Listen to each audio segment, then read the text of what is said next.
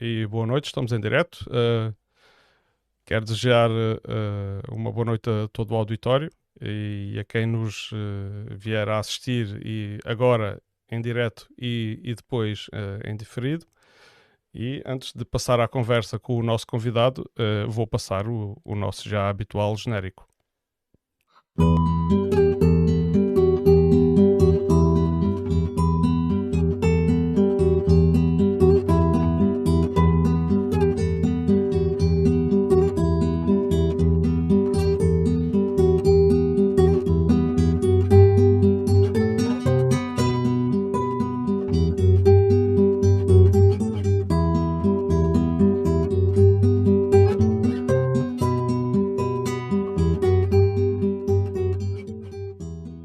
Admira Livre Podcast.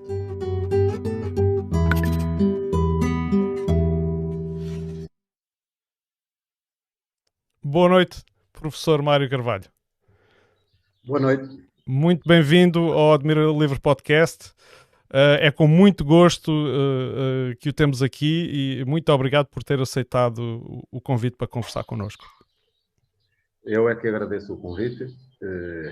Naturalmente que a necessidade de divulgar novos pensamentos, novas ideias é fundamental no país. Uhum. E este tipo de iniciativas tem forçosamente de contar com a colaboração de todos. E eu aqui estou para fazer a minha, para prestar a minha colaboração. É com todo o gosto. Mais uma vez, muito obrigado.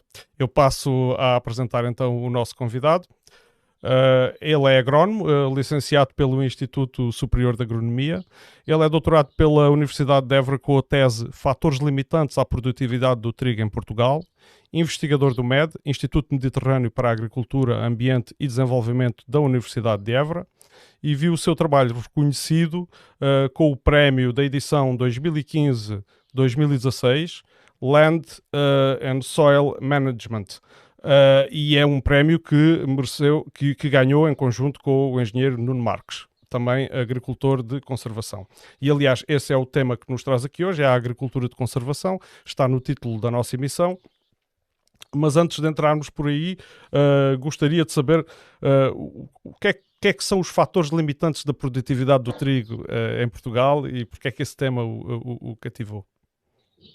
Bom, quem me indicou o tema foi o meu orientador, o meu mestre, o professor Ário de Azevedo, infelizmente já falecido, que foi uma pessoa notável, foi um agrónomo notável, e felizmente que ele me deu este tema, porque logo no início da minha carreira me foi possível perceber a interação entre clima, solo e técnica cultural no crescimento das culturas, neste caso do trigo, no clima mediterrâneo, em ambiente mediterrâneo. Porque eu, apesar de me ter licenciado no Instituto Superior de Agronomia, eu nasci e cresci em Moçambique, eu só fiz os últimos 2 anos em Lisboa, e, portanto, isto para mim era tudo um mundo novo. E foi o facto de ter feito uma tese tão abrangente que simultaneamente associou as questões do solo e do clima, que me permitiu logo, desde muito cedo, perceber esta interação que era fundamental para sustentar os sistemas agrícolas.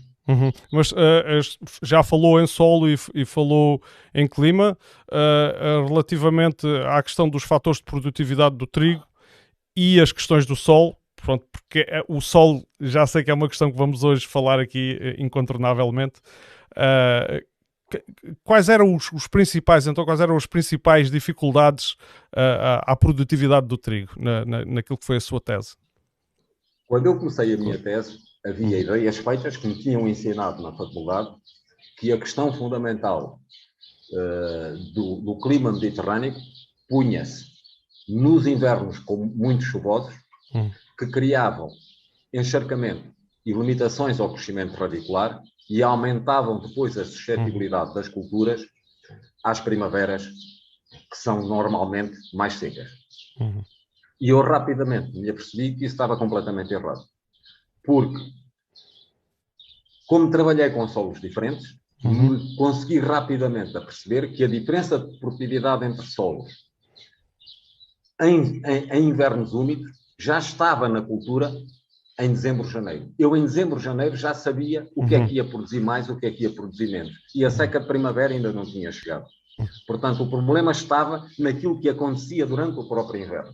E estava ligado com o problema da drenagem, que se liga intimamente com o problema do azoto, e, portanto, a questão da variabilidade da produção em função da variabilidade climática podia e devia ser resolvida fazendo variar ou melhorando as funções do solo. Isso ficou muito claro para mim na minha tese de doutoramento, o que fez com que toda a investigação que eu fiz posteriormente se prendesse sempre de como é que eu podia melhorar as funções do solo de forma a poder tirar partido das condições favoráveis do nosso clima e atenuar os momentos em que ele é desfavorável, seja por chover muito, seja por escassez de precipitação.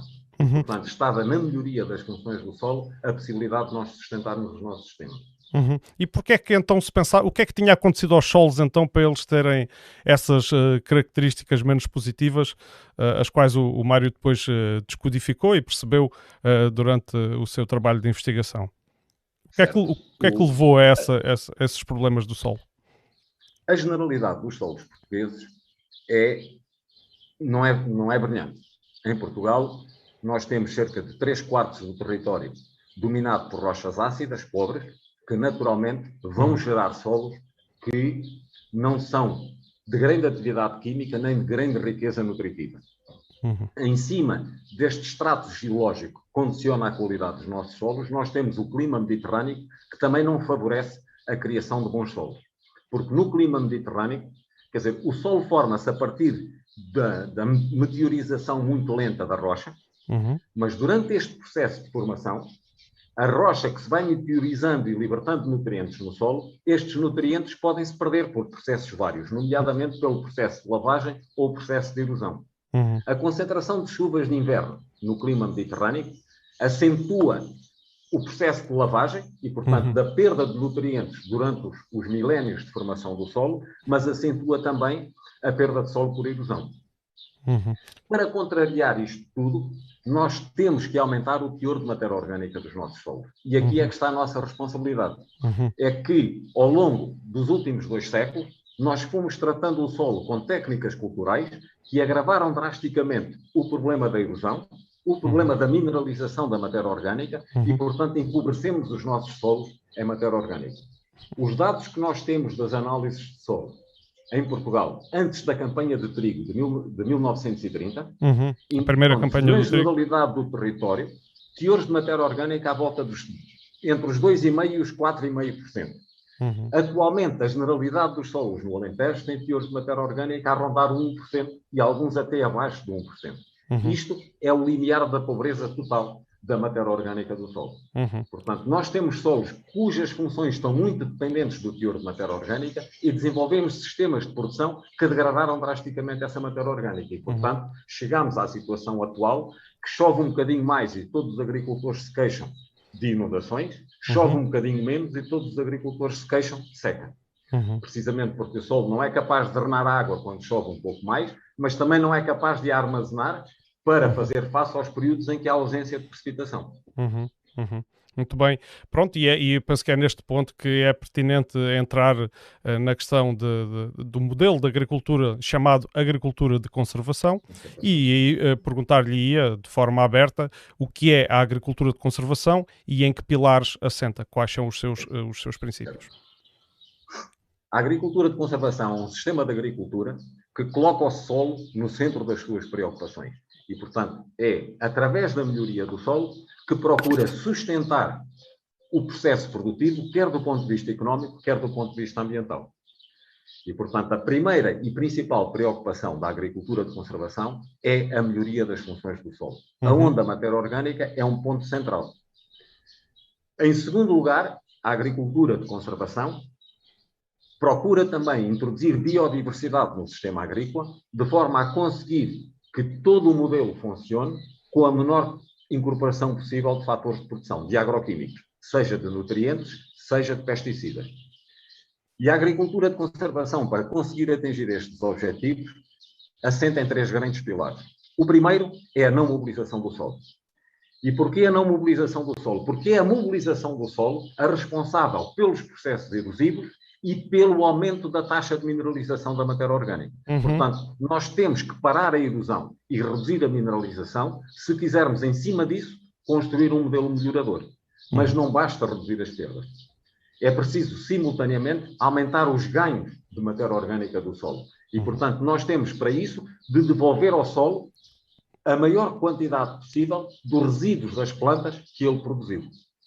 Porque se nós não tivermos este aumento das adições, juntamente com a redução das perdas, não conseguimos aumentos significativos de matéria orgânica no ambiente mediterrâneo. Noutras zonas do mundo conseguimos, no Mediterrâneo não.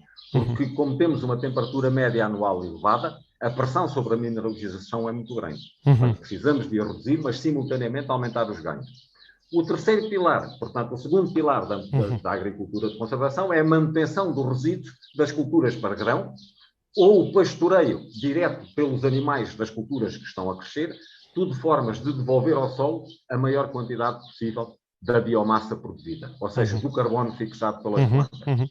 O terceiro pilar é a rotação de culturas, porque ela é essencial numa agricultura que pretende, utilizando a biodiversidade, utilizar a menor quantidade possível de agroquímicos, o que é fundamental do ponto de vista económico, mas é também fundamental do ponto de vista ambiental. Porque é a utilização excessiva de agroquímicos que provoca a perda de competitividade económica, mas também agrava o impacto ambiental da agricultura que praticamos. Eu sempre entendi e sempre vi o modo de fazer agricultura, portanto, uma mera observação empírica, mas sempre vi como importante a mobilização do solo e pessoas com quem falava, e até na minha horta também observo este fenómeno, que é o solo quando não está mobilizado, ou melhor, a razão para mobilizar o solo era que as raízes teriam um solo menos compactado para se desenvolverem, e portanto que isso favorecia o crescimento da planta. Isto é verdade, pensar assim? Não é verdade de todo. Se nós olharmos para os ecossistemas naturais, que é onde os ecossistemas funcionam melhor, onde conseguem maior capacidade de infiltração da água no solo, onde conseguem maior retenção dessa água, onde o ciclo da água está mais equilibrado, é nos ecossistemas naturais. E nos ecossistemas naturais não há mobilização do solo. A melhor estrutura do solo é conseguida em solos não mobilizados. Porque a estrutura do solo tem uma componente química que resulta das argilas e dos cationes, nomeadamente haver ou não cálcio no solo que estabiliza essas argilas, mas a grande componente da estabilidade da estrutura do solo é biológica, não é física nem química. E resulta principalmente do trabalho das raízes e dos fungos que crescem associados a essas raízes. Portanto, quando nós temos uma estrutura de um solo que está degradada e o deixamos de mobilizar, demora muito poucos anos a esse solo se voltar a mobilizar. O que a mobilização do solo faz pelo crescimento das raízes não é melhorar a estrutura do solo, é reduzir a sua coesão. Portanto, o esforço que a raiz tem que exercer para afastar as partículas do solo e crescer, mas isso não é estrutura, isso é coesão. E o que acontece é que isso, a mobilização só consegue à profundidade a que mobiliza. 10, 15, 20 centímetros, aquilo que seja. Mas as raízes têm de crescer muito abaixo dessa camada. Se quiserem ter condições de extrair do solo toda a água que ele armazenou. E para nós conseguirmos que o solo melhore em estrutura em toda a sua profundidade, temos que utilizar os mecanismos naturais, que são o crescimento das raízes, mais os micélios dos fungos a elas associadas, para desenvolver essa estrutura. O que acontece em muitas circunstâncias na agricultura moderna é que o homem mecaniza. É uma agricultura mecanizada. No seu processo produtivo não toma em atenção as questões da manutenção da estrutura e compacta o solo. Então, se eu tiver um solo extremamente compactado, criação de um caldo de lavoura, qualquer coisa desse género, eu tenho que intervir para o resolver. Mas querer gerir a estrutura do solo através da mobilização, em termos de... Eu gosto muito de usar imagens da medicina para as pessoas perceberem bem. Seria um absurdo tão grande como, numa população que vive permanentemente infectada porque não tem saneamento de base, nós, em vez de resolvermos o problema da saneamento de base, encharcarmos essa população de antibióticos. E, portanto, não resolvemos o problema e andamos sistematicamente a tentar tratar os sintomas. Portanto, se eu quiser ter um solo bem estruturado, eu não o posso compactar, mas tenho que utilizar principalmente os mecanismos que a natureza põe ao nosso dispor para melhorar a sua estrutura. E todos os solos com quem eu trabalhei até hoje foram todos eles, muito melhoráveis. E, aliás, eram os solos que estavam mais compactados no sistema convencional, aqueles que mais beneficiaram por alteração do sistema produtivo para a agricultura de conservação. Mas isto, então, falemos, por exemplo, da adubação do solo. Se nós, o que está a dizer é que devemos usar adubos orgânicos em vez de adubos minerais para enriquecer a estrutura do solo, ou isto também é uma ideia errada? É assim, os adubos orgânicos são uma forma muito boa de nós fertilizarmos o solo. O problema é que os adubos orgânicos não são suficientes e, na maioria dos casos, são demasiado caros para eu poder contar apenas com ele. Portanto, o aumento do teor de matéria orgânica do solo, que é central, tem de ser conseguido com estratégias de baixo custo. E essas estratégias têm de ser os resíduos das próprias plantas que lá crescem. Porque quando eu estou a utilizar um adubo orgânico, o que eu estou a fazer é transferir matéria orgânica de uns campos para os outros. Eu, por exemplo, produzo silagem num campo. Trago a silagem para o estábulo. Depois desse estábulo eu produzo estrume. E depois dos 100 hectares, por exemplo, que eu utilizei para produzir silagem, arranjo estrume para pôr numa horta de 20 hectares. É evidente que a horta beneficiou. Mas beneficiou à custa de quê? Dos 100 hectares que produziram silagem estão a perder matéria orgânica. Os adubos orgânicos o que estão a fazer é transferir matéria orgânica de uns campos para os outros. Porque verdadeiramente a única coisa que faz sequestro de carbono no solo são as plantas que fazem fotossíntese. A partir daí eu estou a transferir matéria orgânica de umas zonas para as outras. E isso não é verdade. Isso pode resolver o problema ao nível da parcela, mas não resolve o problema ao nível do país. Muito bem. Com isto não quer dizer que não devemos utilizar os adubos orgânicos. Nós devemos utilizar e reciclar tudo. Agora, essa não pode ser a base da nossa estratégia. Tem de ser mais um complemento da estratégia. Mas para eu ter... Força. Desculpe, deixa à vontade. Para eu ter carbono para ter no solo, para deixar para o solo, eu tenho que ter as plantas a crescer bem. As plantas têm de crescer bem. E para elas crescerem bem, eu tenho que remover os fatores limitantes que impedem o seu crescimento. E isso é que varia muito de solo para solo. Pode ser um problema de acidez que eu tenho que corrigir com calcário, pode ser uma deficiência de fósforo, é certamente uma falta de azoto, e eu tenho que trazer esses fatores para dentro do meu sistema para conseguir aumentar o crescimento vegetal. Mas se eu a seguir utilizo esse crescimento vegetal para levar para fora do meu terreno, então eu não resolvi problema nenhum. Eu tenho que utilizar essas ferramentas para aumentar a produção vegetal, depois ter uma estratégia de devolver o máximo possível ao solo e dessa forma enriquecer o solo em matéria orgânica de forma a que eu seja capaz de perpetuar o sistema no futuro, trazendo cada vez menos de fora. Sim, é de facto muito esclarecedor essa observação, porque às vezes temos a sensação que, pronto, estamos a usar adubos orgânicos, então está tudo bem, mas sim é uma questão de transferência de energia de uns lados para o outro e não da manutenção dessa própria parcela. Relativamente às questões que se levantam, portanto, relativamente a outros modos de produção, da produtividade por hectare e a consequente rentabilidade financeira. No fundo, como é que se convence então os agricultores que não conhecem este modo ou optam por não usar, a usarem o modo de agricultura de conservação de modo a utilizarem cada vez menos fatores vindos de fora das parcelas que eles cultivam? Certo. Primeiro ponto, que é muito importante, é a produtividade da terra é apenas das questões a ponderar na questão da rentabilidade. Porque verdadeiramente o agricultor não vive dos quilos que produz, vive do diferencial daquilo que vende daquilo que gasta. Portanto, não me interessa ter um sistema altamente produtivo por hectare, mas que consome recursos que são mais do que aquilo que ele produz. Nós temos muitos exemplos destes na história da agricultura, em que tínhamos sistemas muito produtivos, mas economicamente insustentáveis. Olhamos, por exemplo, para o caso do leite. O leite está numa agonia numa dificuldade tremenda, e é dos sistemas mais intensivos que nós temos. O problema do leite é que é tão intensivo que gasta mais do que aquilo que produz. E, portanto, o sistema não é sustentável. Portanto, a questão verdadeira da economia não é a produtividade da terra, é a produtividade de todos os fatores que eu utilizo para atingir uma determinada produção. E para eu aumentar essa rentabilidade, eu tenho que melhorar a capacidade que o solo, tenho que melhorar a capacidade do solo, ser ele a alimentar e a proteger a cultura, para eu ser capaz de produzir com a menor quantidade possível de fatores que trago.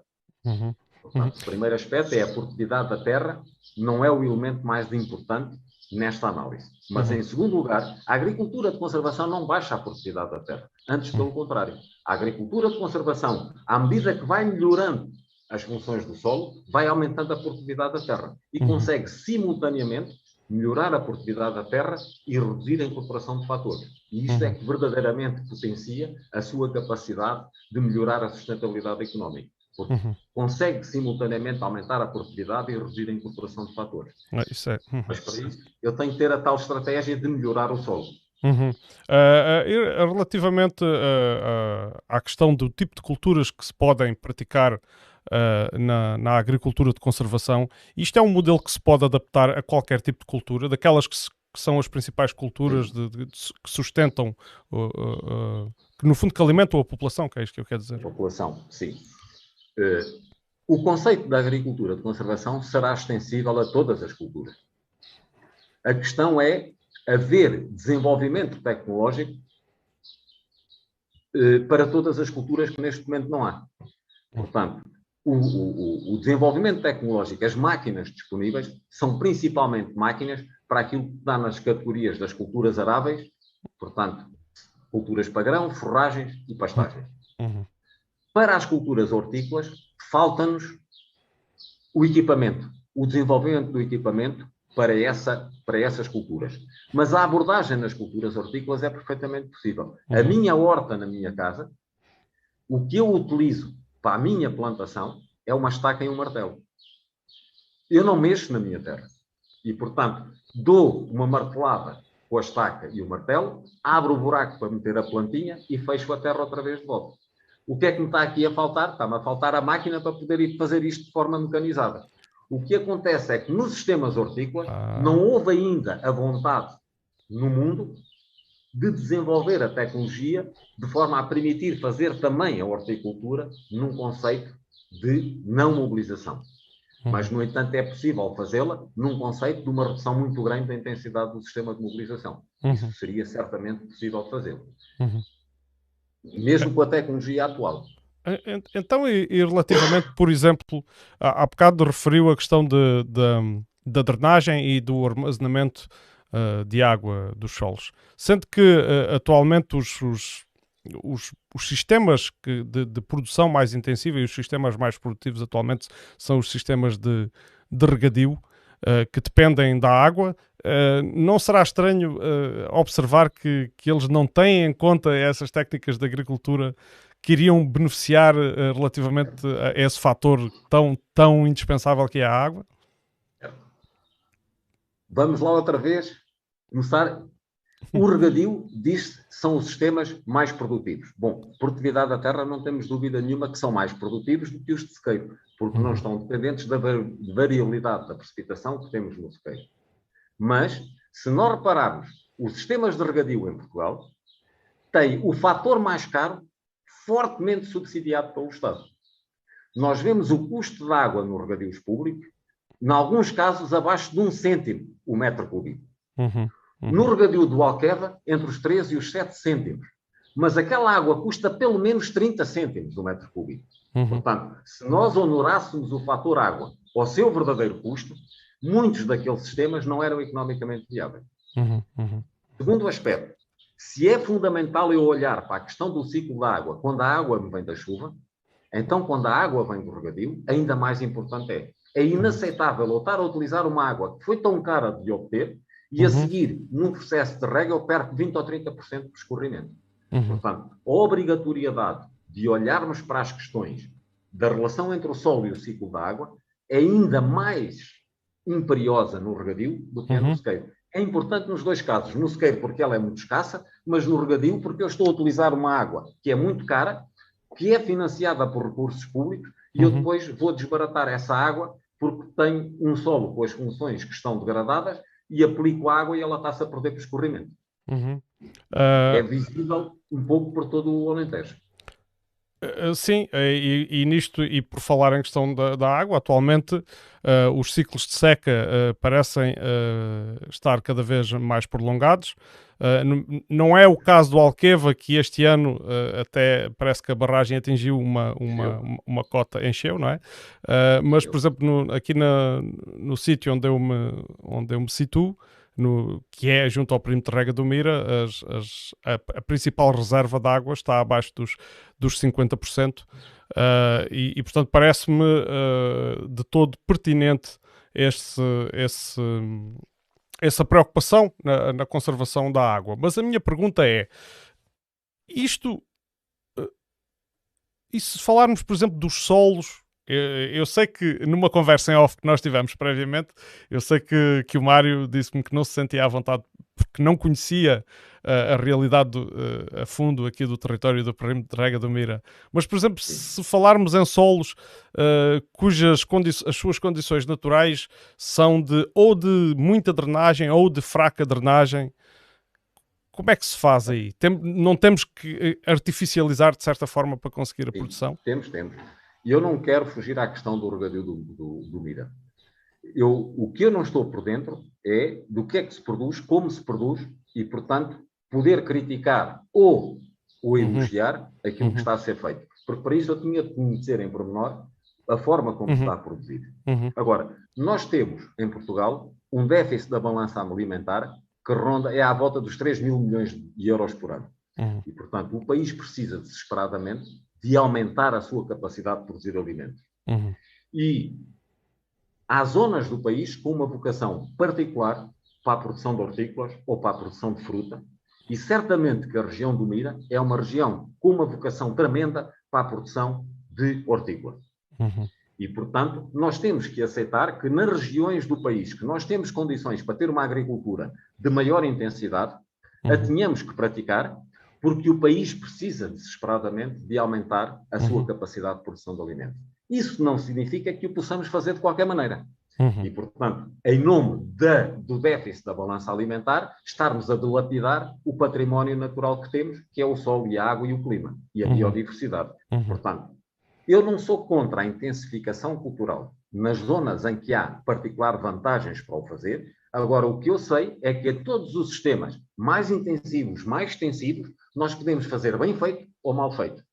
E fazer bem feito significa utilizar uma tecnologia de produção que não degrada o solo, utilizar uma tecnologia de produção que maximiza a eficiência com que eu utilizo os fatores para reduzir o impacto ambiental. E isso é possível em todos os sistemas, de certeza absoluta. Portanto, eu não tenho nada contra a intensificação dos sistemas culturais em zonas com particular vocação para isso. É o caso da zona do Mira, é o caso da zona oeste nas fruteiras, é o caso das hortícolas também no Algarve.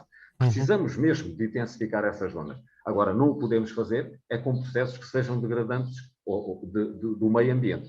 E isso é que eu não sei o que é que se passa na região do Mira, porque não estou por dentro. Portanto, não posso comentar essa situação. Claro que sim. E eu gostava de fazer então aqui esta salvaguarda, que, pronto, tendo sido ditas estas palavras por parte do professor Mário Carvalho, queria dizer ao meu auditório, portanto, que não faça uma interpretação errada das mesmas, porque ele falou de forma genérica, porque nós sabemos que existe aqui, de certa forma, até um conflito de interesses, e pronto, vou só dar esta informação, de certa forma um conflito de interesses, porque muita da produção que é feita aqui é para exportação e é produção de frutos vermelhos.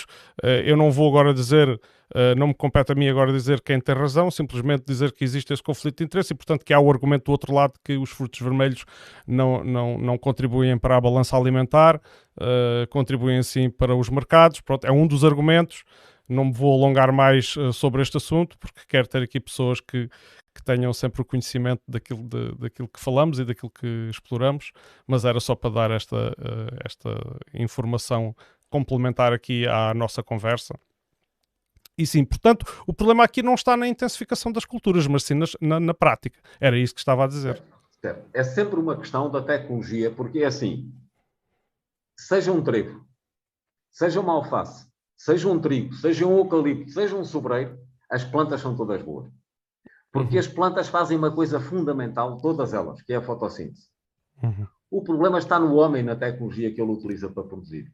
Essa é que é a questão sempre, não é? Não é o trevo ou o fruto vermelho, ou seja o que for, que degrada o ambiente. É a tecnologia que eu utilizo para produzir essa cultura.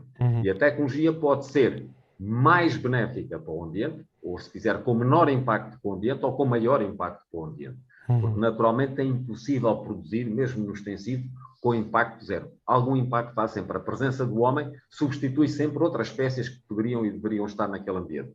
Mas nós poderemos fazer em sistemas que a capacidade de regeneração do ecossistema é capaz de acomodar o impacto que nós fazemos, ou em sistemas que têm um impacto tão grande que o ecossistema não resiste e entramos em processos de degradação irreversíveis.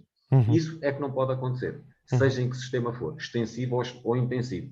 Porque eu conheço muitos sistemas extensivos no Alentejo que estão a degradar o solo a um nível extremo. E não é por serem extensivos que são bons. Muito bem. Então, mas afinal, quais são os principais desafios? Porque temos estado aqui certamente a destacar aquilo que são as vantagens da agricultura de conservação, mas quais são como é que o professor vê as dificuldades? Quais são essas dificuldades à implementação, digamos, numa maior escala da agricultura de conservação? É o acesso ao conhecimento. Eu não tenho dúvida nenhuma. Por um lado, o acesso ao conhecimento e, por outro, a política de subsídios que nós temos, que tem transformado os agricultores em caçadores de subsídios e, portanto, com pouca vontade, porque para um agricultor mudar tem que ter vontade de o fazer, e ele tem pouca vontade de o fazer porque ele delineou a sua estratégia para maximizar a obtenção de subsídios e não para desenvolver melhor os seus sistemas produtivos, para eles se tornarem menos dependentes dos subsídios. Mas nós temos uma falta tremenda do acesso ao conhecimento.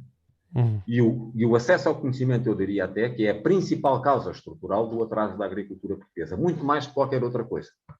E nós temos um déficit tremendo na produção do conhecimento. O conhecimento que se está a produzir é um conhecimento, na sua generalidade, irrelevante para os agricultores, porque é uma investigação que se faz de muito curta duração, em que o objetivo principal é a progressão do investigador na carreira, e, portanto, mas isso tem a ver com a forma como o investigador é avaliado e a forma como ele é financiado. Quem é financiado há 2 anos no projetos de investigação não pode pretender desenvolver sistemas de produção que melhorem as funções de solo que demoram 10 anos a responder. Portanto, nós financiamos de forma errada a investigação, avaliamos de forma errada o resultado dessa investigação e depois temos uma ausência completa de um corpo de divulgação técnica junto dos agricultores. Os agricultores, a sua assistência técnica depende basicamente das empresas comerciais. E não se pode pedir a uma empresa comercial que vende o adubo A que vá convencer o agricultor a utilizar cada vez menos do seu adubo, não é? Claro. E quem diz o adubo A diz o pesticida. E por aí fora. Sim, de facto é notório a forma, o marketing que essas empresas fazem, até nos calendários que produzem para o uso dos seus produtos nas diferentes culturas e os boletins de informação que divulgam. Sim, e muitos dos pequenos, eu nem diria pequenos agricultores, diria mesmo as pessoas que são detentores da sua horta, muitas vezes seguiam por essas linhas. Por esses calendários, à falta de outro conhecimento, diria eu. A próxima pergunta é capaz de ser redundante face àquilo que já foi dito, mas eu tenho de a fazer na mesma e colocar no fundo como forma de resumo daquilo que já disse anteriormente, que é, afinal, o argumento que só a agricultura intensiva convencional pode alimentar o mundo é falacioso. E eu, antes de iniciar a sua resposta, eu gostaria de citar uma publicação de outro agricultor, que é o agricultor Carlos Neves, que é vice-presidente, pelo menos à data desta publicação, fevereiro de 2020, vice-presidente da APROLEP, da Associação Portuguesa de Produtores de Leite, e em que ele, entre outras coisas, numa publicação no Agroportal, diz: é graças a conseguirmos produzir comida muito mais barata em relação ao passado, que vocês, dirigindo-se aos leitores, que vocês têm arrendamento livre para gastar, e utiliza, portanto, ainda o argumento do espaço, dizendo que para fazer agricultura extensiva é preciso ter espaço para estender, entre aspas. Podemos fazer isso em Trás-os-Montes ou no Alentejo, mas não podemos fazer isso no minifúndio do Minho ou da Madeira, e portanto que este modo será a única via. Eu não sei se quer acrescentar mais alguma coisa àquilo que... Quero. Sim. Eu acho que a questão não está na classificação, se é uma agricultura intensiva, se é uma agricultura extensiva, se é uma agricultura melhoradora do ambiente onde ela está a ser produzida, ou se é uma agricultura que degrada o ambiente onde ela está a ser produzida. E, naturalmente, também, a questão da produtividade dos fatores é central. Nós vivemos num mundo em que, naturalmente, nós precisamos de sustentabilidade económica. E os fatores que nós temos de otimizar, na sua eficácia, ou os mais importantes, variam naturalmente com as condições. Se a terra é o fator mais escasso, eu não posso, no sistema que monto, desprezar a questão da produtividade da terra. Por exemplo, a mão de obra. A mão de obra não era um problema há 60 anos atrás, mas hoje em dia a produtividade da mão de obra é uma questão central. Porque nós não podemos pretender que um trabalhador agrícola viva com 400 euros por mês. Um trabalhador agrícola tem que viver com a mesma dignidade que vive qualquer outro trabalhador. Mas para eu poder pagar mais a um trabalhador rural, a sua produtividade tem de ser maior do que era no passado. E, portanto, a produtividade da mão de obra é outra questão fundamental, tanto económica como social. Agora, nós não podemos conseguir um aumento destas produtividades, da terra, do trabalho, seja do que for, esquecendo o nosso capital natural. Porque se num sistema muito intensivo, por exemplo, de grande produtividade por hectare, eu estou a degradar o recurso solo, estou a degradar o recurso água, ou estou a degradar o recurso biodiversidade, eu nas minhas despesas não estou a pôr a perda de capital natural que eu estou a fazer. E essa perda de capital natural, mais cedo ou mais tarde, vai-me bater à porta. Portanto, nós temos de uma vez por todas de deixar destas guerras entre intensivo e extensivo e pensar que em cada sistema, em cada bocadinho do país que nós produzimos, nós temos de o fazer da melhor forma que a ciência nos permite fazer neste momento. Aceitando que há sistemas que têm de ter maior preocupação com a produtividade da terra, outros sistemas que terão de ter maior preocupação com a produtividade do azoto, ou com a produtividade dos adubos, ou com a produtividade da mão de obra, certo? Em cada circunstância há fatores em que é muito importante, porque são eles que mais pesam no agricultor, melhorar a sua produtividade. Agora, não podemos fazer isso degradando o capital de solo, ou degradando a qualidade ou a existência da água, ou da biodiversidade, porque se o fizermos, vamos por um caminho que nos leva certamente ao abismo. Isso, a natureza... O Einstein tem uma frase que eu usei sempre muito com os meus alunos, que era: Deus não brinca aos dados com a natureza. O que é que ele queria dizer com isto? Que há leis fundamentais que estão em cima da mesa. Independentemente de nós as conhecermos ou não, de nós as queremos aceitar ou não. E se nós não cumprirmos as leis fundamentais de funcionamento dos ecossistemas, a natureza vai obrigar-nos a pagar o custo por isso. Isso eu não tenho dúvida nenhuma. Muito bem. E a questão, queria introduzir aqui outro aspecto da produção, que é os animais. Portanto, hoje em dia ouve-se muito, e na comunicação social e em diversas publicações, às vezes quase que chega a ser demonizada a produção animal, e como fator de aumento de gases de efeito de estufa. Mas a produção animal, pelo que percebi, é essencial na agricultura de conservação. Completamente. E, na agricultura mundial. Primeiro aspecto, o problema do mundo hoje em dia é que as notícias bombásticas circulam e nunca mais saem da net. E os argumentos da razão não circulam na net. São pouco atrativos. O impacto dos ruminantes nos gases com efeito de estufa é isto que atualmente circula no mundo, resultou de um primeiro estudo da FAO, que rapidamente foi contestado pela comunidade científica e a FAO corrigiu imediatamente, reconheceu o erro e corrigiu. A FAO sendo? A FAO, que é o Organismo das Nações Unidas para a Agricultura. Muito bem, é só e a FAO, para que se perceba. Sim, certo, sim. Exatamente. Peço desculpa. E o que acontece é que a correção do estudo da FAO não circula na net como circula o primeiro relatório, que estava evidentemente errada na forma como fez as contas. E porquê é que estava errada? Porque no primeiro relatório da FAO, eles não contabilizaram o sequestro de carbono que os sistemas produtivos dos ruminantes permitem no solo. E, portanto, contabilizaram apenas as emissões. E depois compararam isto com o setor automóvel, e no setor automóvel contabilizaram apenas as emissões de gasolina do carro. Não contabilizaram as emissões para produzir os carros. E, portanto, chegaram à conclusão que os animais tinham um impacto tão grande quanto o setor automóvel. Que é completamente errado. Ok. Segundo aspecto, na generalidade do mundo, e certamente na maior parte do território português, nós não temos outra hipótese se não produzir culturas forrageiras. Porque nos falta água para conseguir produzir culturas para grão. Em sequeiro, eu para conseguir produzir de forma económica uma cultura para grão, eu tenho que ter um solo que me armazene 120, 150, 180 milímetros de água. Mas 3/4 do nosso território, o solo armazena 50, 60, 70 milímetros de água. Portanto, se eu não tiver regadio e eu não tiver plantas forrageiras, eu não consigo ter lá mais nada. Porque esse terreno, se não tiver com forragens, eu não posso ir lá semear cereais ou leguminosas para grão, porque simplesmente eu não sou capaz de ter um sistema produtivo economicamente sustentável. Portanto, se eu abolir os ruminantes dos sistemas agrícolas, o que acontece é que eu vou ter de abandonar o território na generalidade das áreas. E vamos ter 3/4 do país a arder como arde a região centro, e depois com emissões brutais de carbono para a atmosfera, porque a floresta vai arder sem os sapadores, que são os animais.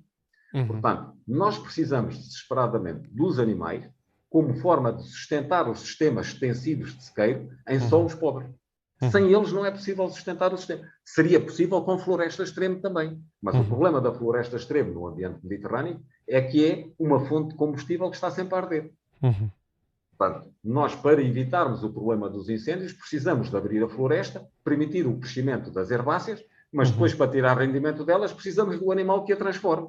Portanto, e estes sistemas extensivos, se tiverem de facto a preocupação de melhorar o teor de matéria orgânica do solo, é certo que há emissão do amoníaco através da ruminação da vaca ou dos ruminantes, mas temos o sequestro de carbono no solo. E, portanto, nós não temos apenas emissões, temos também sequestro. E, portanto, os animais ruminantes são fundamentais em sistemas de agricultura em territórios como o português. Isso eu não tenho dúvida nenhuma. Seria um erro crasso fazermos no resto do território aquilo que já fizemos na região centro. Foi tirar os animais fora do sistema e todos nós temos a prova a que é que isso levou. Portanto, não precisamos sequer de outra prova, porque a nossa história mostra o que é que acontece a um território de onde tiramos os ruminantes deles, que foi a região centro. Muito bem. Eu agora gostava só de cumprimentar o nosso auditório que nos está a ver e que tenho aqui alguns comentários e até umas perguntas. E sem querer de forma nenhuma colocar-me aqui entre o nosso auditório e o nosso convidado, queria só ler aqui uma das perguntas. Eu sei que não é a especialidade do Mário Carvalho, mas se desejar fazer algum comentário relativamente à pergunta que eu vou ler, por favor, esteja à vontade. Portanto, aqui o nosso ouvinte Luís Raposo pergunta... primeiro pergunto eu se está familiarizado com o conceito de permacultura. Porque ele depois pergunta qual é a diferença entre, no fundo, opõe a agricultura de conservação à permacultura. Não sei se é possível responder ou comentar. É possível, é. É assim, a permacultura são sistemas que estão em grande desenvolvimento em regiões como a África, por exemplo. Porque uma questão fundamental, a permacultura traz ainda mais biodiversidade para dentro do sistema. Eu tenho árvores e tenho diferentes tipos de árvores, tenho muitas atividades dentro do sistema. E isso é um valor fundamental do ecossistema. Eu aumentei a biodiversidade. O problema que se coloca num país como Portugal é esse tipo de agricultura obriga a muito trabalho manual, porque é muito mais dificilmente mecanizável. E então voltamos ao mesmo, que é como é que eu depois pago salários se a produtividade do trabalho é baixa?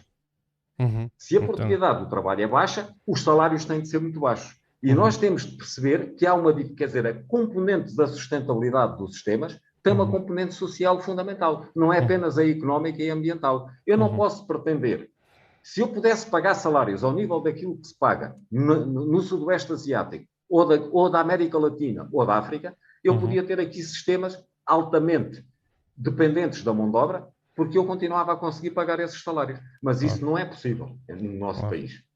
E, portanto, o problema desses sistemas muito diversificados, com muitas árvores e muitas culturas simultâneas no terreno, depois obriga-me a um trabalho manual, porque eu tenho de trabalhar planta a planta, setor a setor do meu terreno, e não o posso fazer de forma mecanizada. E depois não consigo suportar salários que são condignos com o nível económico da sociedade portuguesa. E o problema principal é esse, porque do ponto de vista do funcionamento ecológico é evidente que se eu pudesse ter em cada ponto do terreno diferentes plantas, elas sempre a mudar, aqui um pé de trigo, ali uma fava, além uma árvore, depois uma laranjeira, um pessegueiro, tudo isso é muito favorável porque me aumenta brutalmente a biodiversidade do sistema. E a biodiversidade do sistema é uma coisa boa. O problema é compatibilizar isso com o nível de salários que forçosamente nós temos de pagar em Portugal. Portanto, isto será muito compatível então com a agricultura, por exemplo, no modelo de subsistência ou de pequenas comunidades que o façam numa outra ótica e não na ótica da grande produção, não é? Exatamente. Mas mesmo numa agricultura familiar, temos que ter a noção de que aquilo que é um rendimento aceitável para a agricultura familiar num país do terceiro mundo não é aquilo que é aceitável como rendimento para a agricultura familiar num país como Portugal. Porque as necessidades de cada pessoa não são apenas as suas necessidades fisiológicas mínimas, são as suas necessidades em função do contexto da sociedade em que vive. Não é? Hoje em dia, para qualquer família, é inaceitável não ter acesso à internet. Mas o acesso à internet custa 100 euros por mês, quer dizer, e por aí fora, não é? Sim. Portanto... Entendo e penso que pelo menos o Mário não está a ver o que eu estou a ver o chat e portanto eu tenho que fazer aqui a ponte. O nosso ouvinte Luís Raposo disse obrigado, João, e pronto, agradeceu pela pergunta e percebeu que onde é que seria mais adequável o tipo de agricultura que é defendida pela permacultura. Eu agora gostava de entrar aqui num conceito que é muito, muito badalado quando se fala de agricultura e que já é uma fatia considerável da economia que tem base na agricultura, que é o conceito entendido até pela União Europeia de agricultura biológica.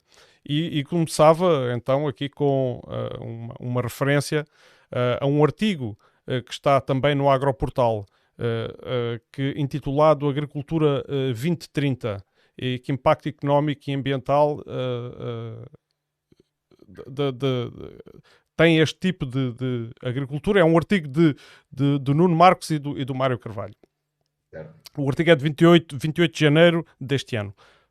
Peço desculpa aqui por o engasgo.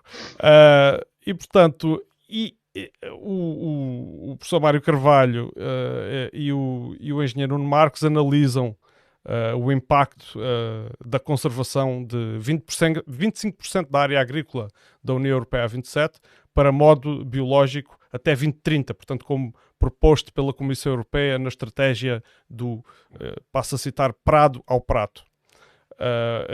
E uma das coisas que depois foca, entre outras, porque tem muitos dados o artigo, mas eu gostaria mais de ouvir, portanto, a sua explicação depois daquilo que eu vou dizer. Foca aqui 3 pontos, defendidos por si e pelo o engenheiro Marques. Melhorar as funções do solo é a resposta a muitas das preocupações atuais da agricultura europeia e mundial. A agricultura de conservação é o sistema de agricultura que permite aumentar o teor do solo em matéria orgânica, como já foi também aqui referido, e depois um terceiro ponto que é a agricultura biológica, que também reclama esse objetivo, só o consegue de forma faliciosa. Pode expandir esta afirmação?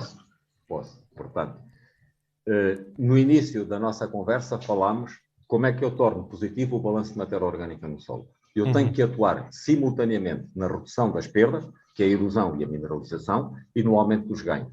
Aliás, houve estudos feitos de forma muito séria no país, nos anos 50, do século passado, em que se tentou aumentar o teor de matéria orgânica do solo.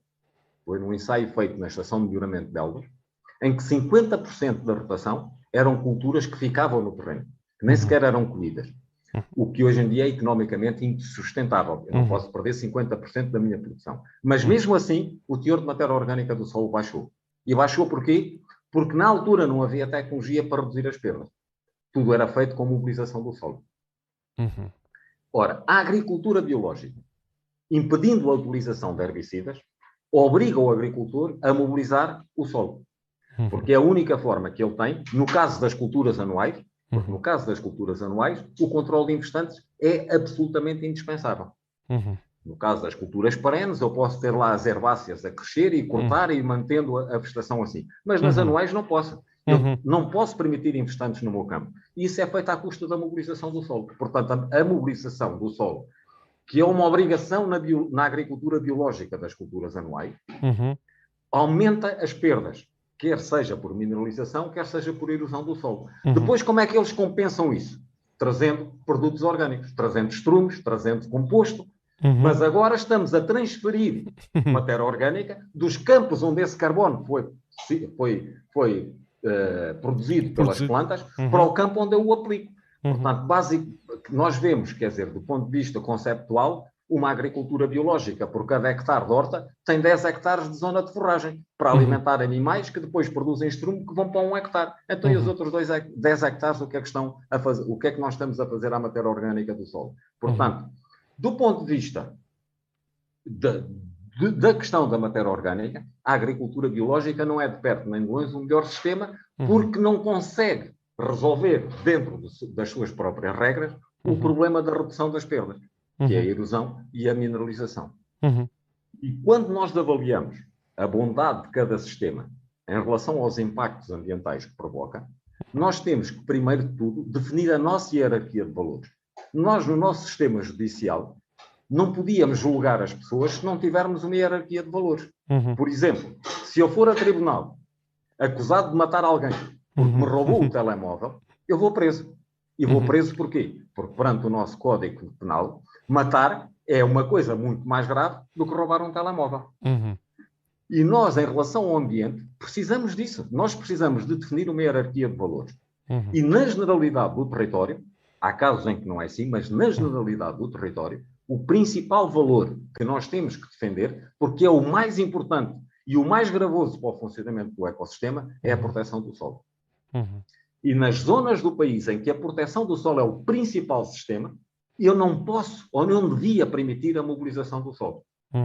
E se eu não quiser mobilizar o solo, eu sou obrigado a utilizar o herbicida. O herbicida é uma coisa boa e inócua? Não é. O que acontece é que é muito menos gravoso do que a mobilização do solo do ponto de vista da sua proteção. O herbicida não degrada a biodiversidade do solo? Não, de todo.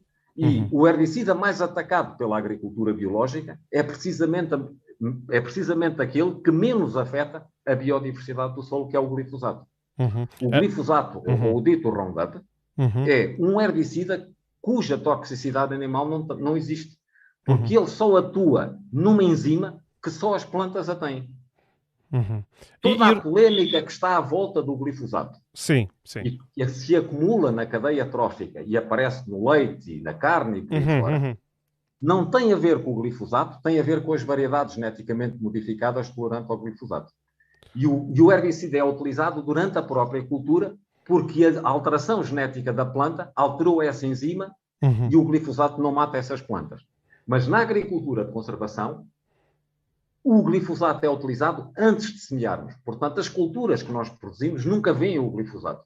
E no final da colheita, se quiser analisar esses produtos, o resíduo de glifosato é sempre zero. E eu tenho a certeza disso, Porque parte dos agricultores com quem eu trabalho, durante vários anos venderam o trigo para o baby food da Nestlé e da Midupa, que analisavam os resíduos de glifosato, e apesar deles utilizarem glifosato antes de semear, o resíduo era sempre zero. Zero. Nunca houve glifosato. Está boa. Isso é uma informação. Eu estou, digamos, estou estupefacto, porque eu sou uma daquelas pessoas que tem tido enormes reservas e posso assumi-lo aqui que para mim o glifosato é um demónio das substâncias a usar na agricultura e na minha ótica a última a ser usada, se a contemplar usar sequer. Mas então as as afirmações da Organização Mundial da Saúde ao classificá-lo como possível carcinogénico. Bom, isso é assim. Se nós formos olhar para a lista dos materiais possivelmente carcinogénicos da Organização Mundial de Saúde, proibíamos os enchidos. Os enchidos são potencialmente cancerígenos. Sim, certo. Quer dizer, o fumo dos automóveis é potencialmente cancerígeno. E se for ver na classificação, o risco de provocar cancro do glifosato está abaixo do risco dos enchidos de provocarem cancro. E eu não vejo ninguém a protestar que devíamos proibir os chouriços e as alheiras, etc., porque podem provocar o cancro. Embora possam ser produzidos sem os conservantes que provocam esse... Pronto. Mas o que eu estou a dizer... Sim, e para não desviar, peço desculpa. Sim. Todos estes pesticidas são produtos para ser utilizados da forma o mais racional possível. Voltemos ao caso da saúde pública. Os antibióticos têm uma série de inconvenientes, mas é inconcebível o mundo hoje em dia sem a utilização dos antibióticos ou sem a utilização dos analgésicos. Nenhum medicamento é inócuo, ou seja, que não tenha efeitos secundários. As vacinas do Covid agora também algumas têm efeitos secundários. Nós a cada momento temos de ponderar entre os benefícios e os prejuízos que nos traz determinado produto para ajuizar se o devemos utilizar ou não. E eu não tenho dúvida nenhuma que os benefícios que o glifosato traz a podermos fazer uma agricultura que proteja o solo são incomparavelmente maiores que qualquer prejuízo que ele possa provocar. Porque o glifosato tem uma característica única que mais nenhum herbicida tem, que é o facto de ser um herbicida total, portanto não discrimina entre plantas, e ao mesmo tempo é não residual. Portanto, eu posso aplicar o glifosato para matar o que está no terreno e a seguir semear sem receio qualquer que seja a cultura, porque ele não deixa resíduos no solo. Ele é rapidamente degradado e, portanto, ele tem biodegradação. Os micróbios degradam o glifosato, utilizam o glifosato como substrato para crescer e, portanto, é um herbicida que, do ponto de vista ambiental, é mais seguro que a generalidade dos outros herbicidas que se utilizam.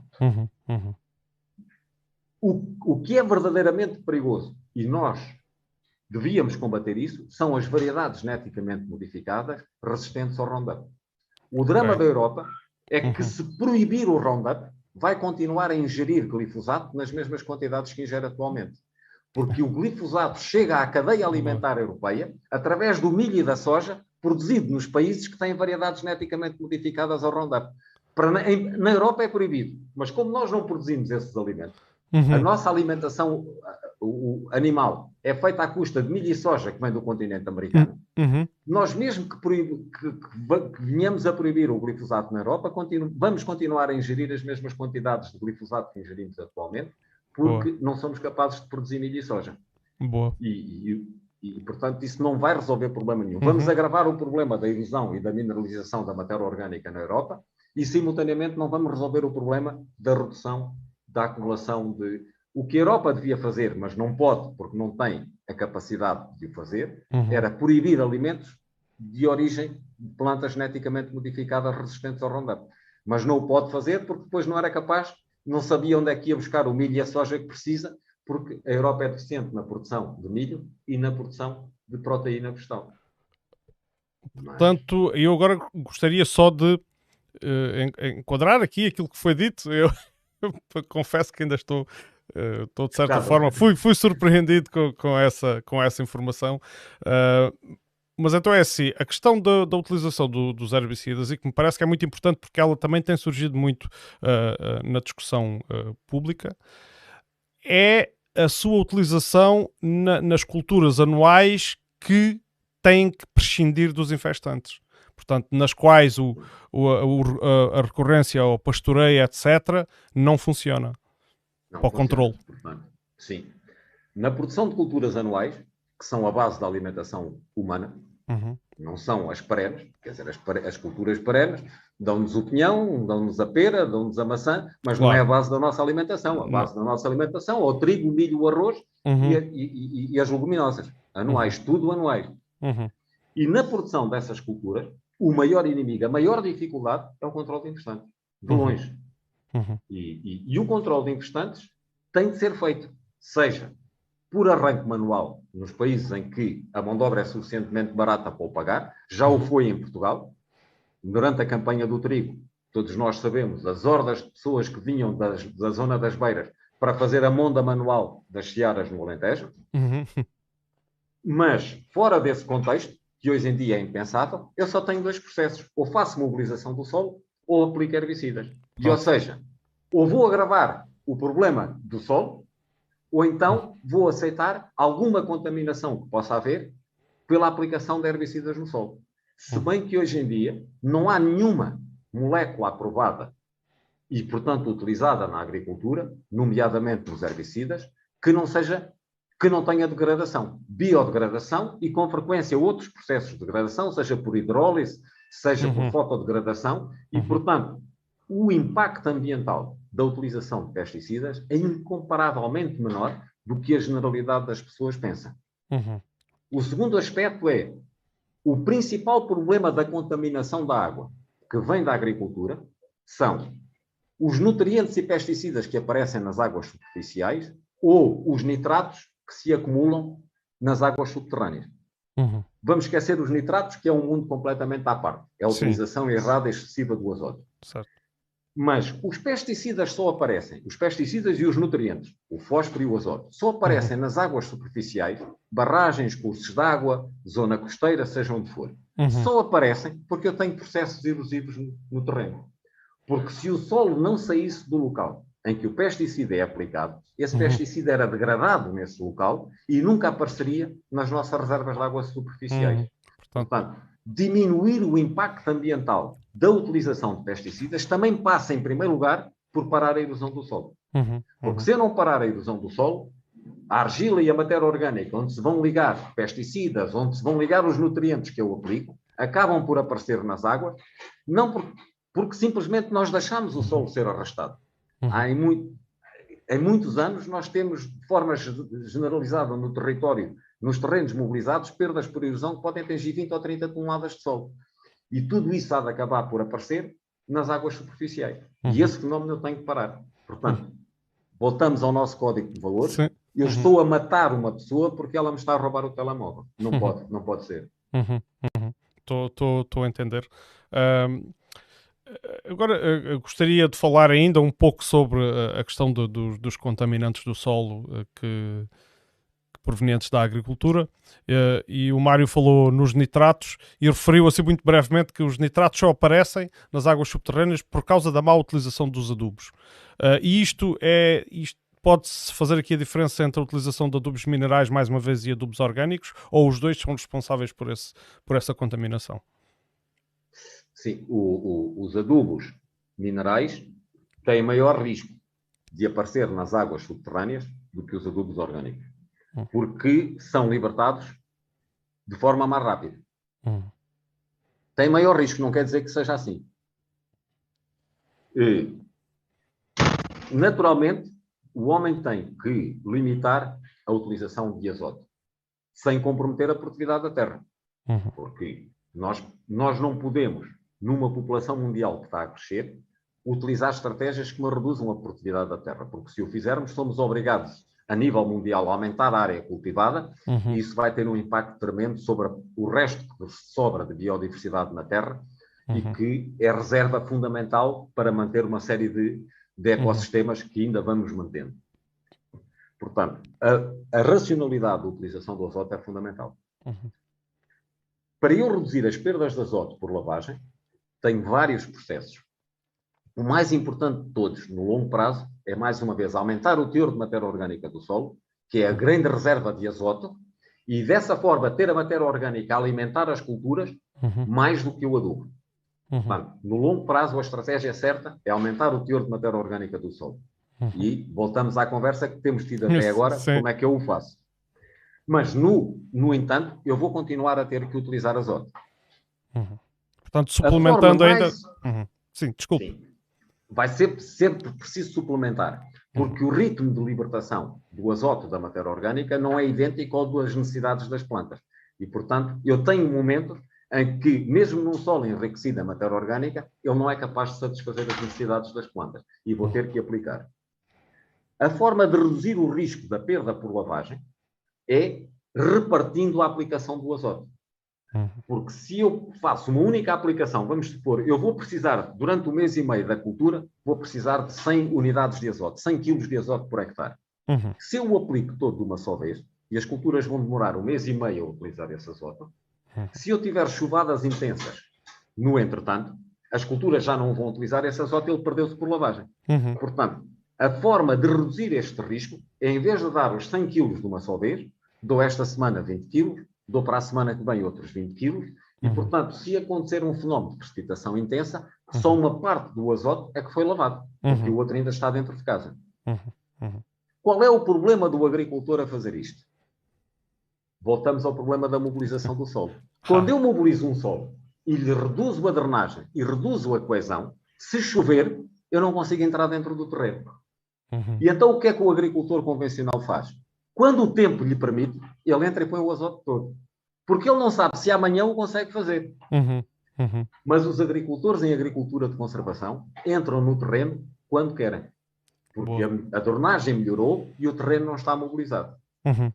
Uma das coisas que os agricultores me perguntam muitas vezes é: então, mas se eu mobilizar um terreno, ele drena melhor. E eu pergunto sempre: bom, você tem um campo que está alqueivado ou mobilizado e um campo que está de pousio onde não mexeu na terra.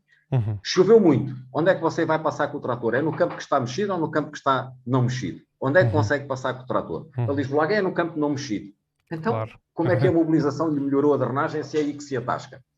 Portanto, como o agricultor convencional não consegue entrar no terreno quando quer, mas quando o tempo deixa, quando ele tem uma oportunidade, aplica o máximo que consegue. E aí corre muito o risco de aumentar a perda por lavagem.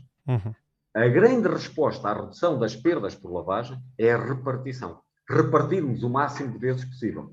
Nos sistemas com regadio, nós até o podemos fazer de uma forma muito repartida e cada vez que regamos, pomos lá um bocadinho de azoto, que é aquilo que a planta necessita até à próxima rega daí a 2 dias.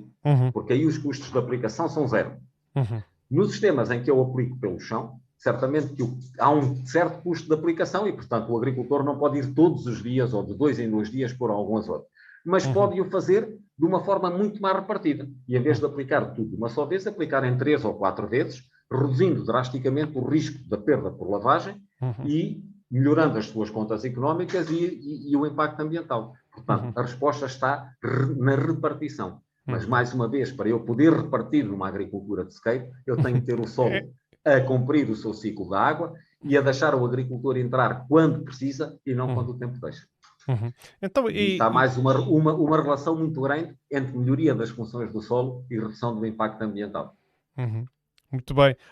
E relativamente a solos que, entretanto, já foram depauperados, quanto tempo é que leva a melhorar a constituição? Portanto, aquilo que temos vindo a falar, quanto tempo é que leva a melhorar, a recuperar um solo que, entretanto, já perdeu grande parte da sua matéria orgânica? Depende do solo em questão, porque se há coisa que é diversa são os diferentes tipos de solo, né? E depende também dos recursos que eu tenho disponível para fazer essa recuperação. Naturalmente, acelerar a recuperação significa sempre gastar mais recursos. E depende agora de quais são o nível de despesas que o sistema com que eu estou a trabalhar me admite. Se eu estou a trabalhar com sistemas, vamos supor, num solo com regadio, com níveis de produtividade mais altas, eu posso gastar mais dinheiro a recuperar mais rapidamente o solo, mas em sistemas de sequeiro, de solos empobrecidos, que a produtividade é baixa, eu tenho de fazer isto de forma mais lenta, porque senão não tenho recursos financeiros para o fazer. Agora, todos os solos são recuperáveis e a recuperação do solo é mais rápida do que aquilo que se possa pensar. Porque é um processo que é que se autoconstrói, porque à medida que a fertilidade do solo sobe um pouco, a produtividade das plantas aumenta. E quando a produtividade das plantas aumenta, eu tenho mais oportunidade de devolver resíduos orgânicos. E isso, por si, aumenta-me outra vez a resposta da melhoria do solo. E, portanto, o processo é relativamente rápido. Nós temos recuperado, por exemplo, temos aí essas areias da região do Mira. Mas eu trabalho em areias piores do que essas, que são as areias ali entre Vendas Novas e Canha, que são areias muito mais lavadas do que as vossas.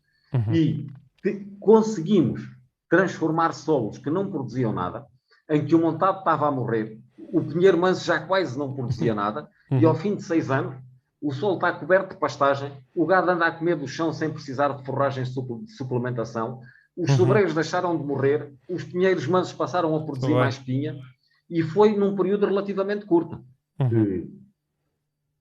Agora, a solução, tal e qual como na medicina, se perguntaram a um médico como é que eu melhoro a saúde de uma pessoa, ele diz que depende da pessoa e do problema que ele tenha, também no solo é a mesma coisa. Agora, o princípio é sempre o mesmo. O princípio é sempre o mesmo. É como é que eu aumento o teor de matéria orgânica do solo como base para construir, a partir daí, a melhoria das suas funções.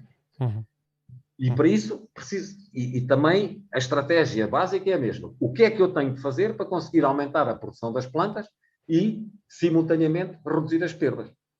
E a partir daí eu vou construindo a estratégia, mas a estratégia forçosamente tem de ser construída caso a caso, solo a solo, sistema a sistema, porque os recursos não são todos os mesmos.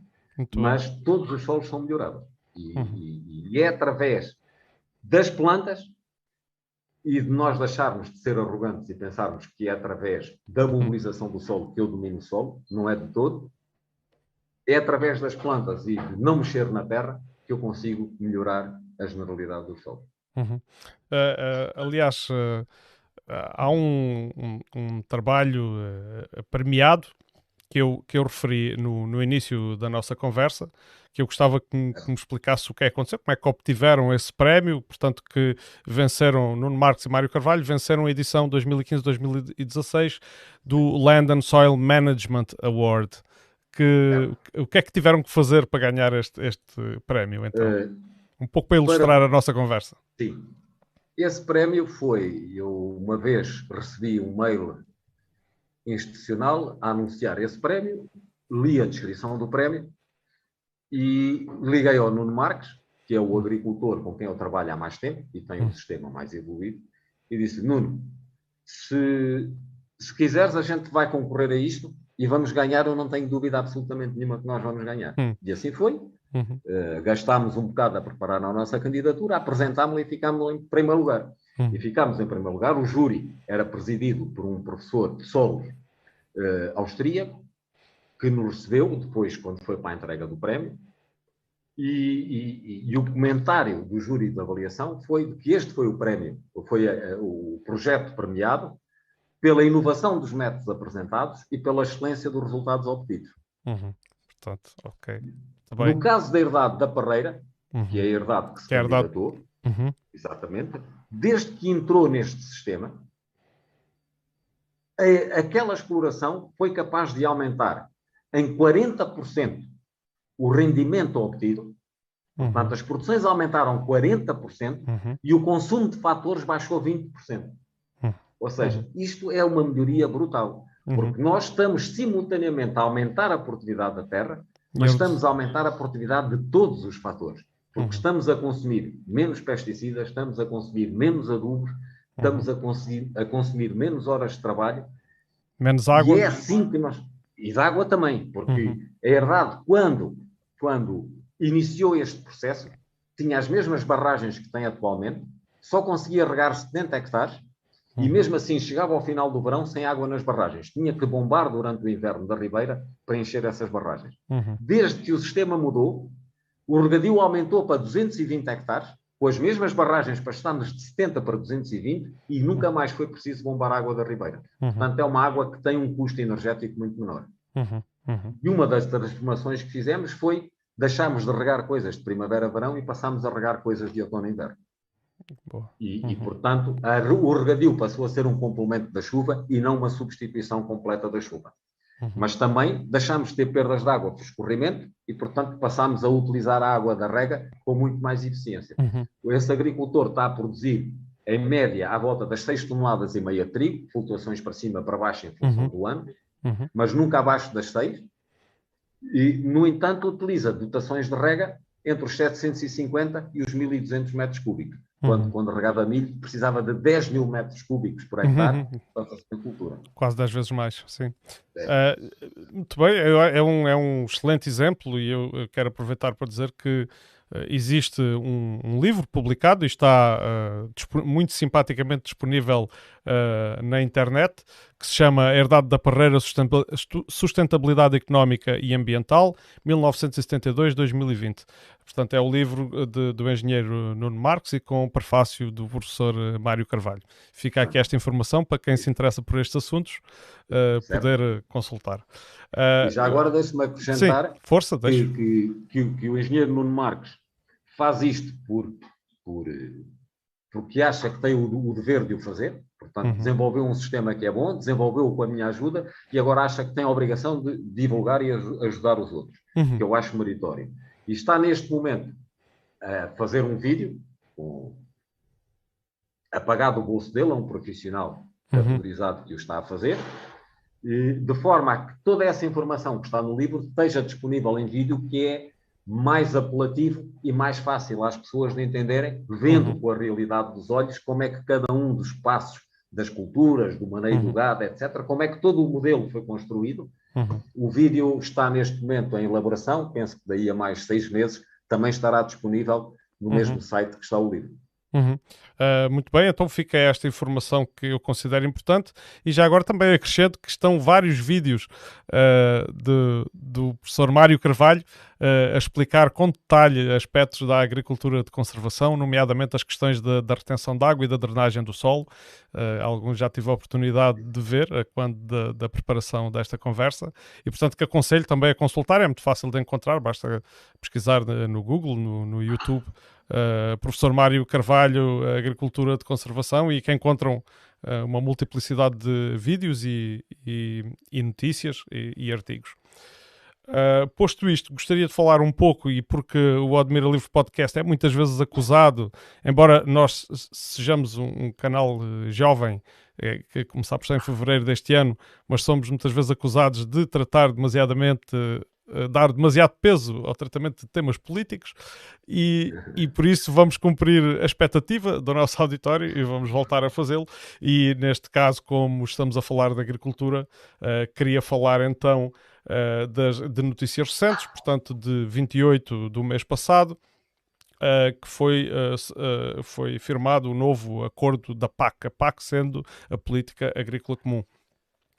E dos quais eu destaco declarações de Maria do Céu Antunes, a Ministra da Agricultura, e que diz assim: esta reforma garante, entre outras coisas, ela diz, esta reforma garante o desenvolvimento das zonas rurais, permite implementar o Pacto Ecológico Europeu, contribui para a neutralidade carbónica, para a biodiversidade e para a segurança alimentar. Quer comentar estas palavras ou a política, a PAC em geral? Certo.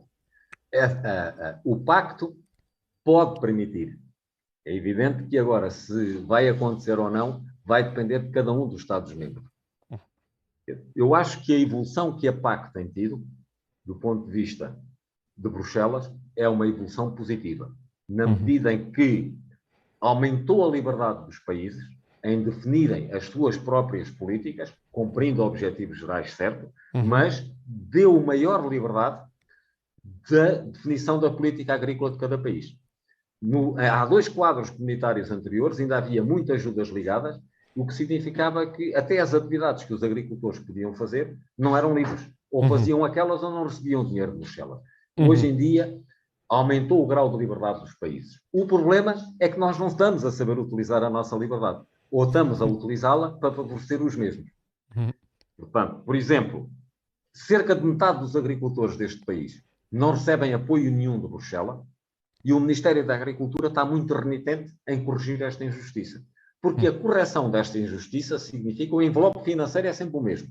Para começar a dar àqueles que nunca tiveram, é preciso ir buscar àqueles que estão a ter a meio. E os interesses estabelecidos, que são aqueles que dominam os lobbies que dominam as nossas políticas públicas, é evidente que não querem.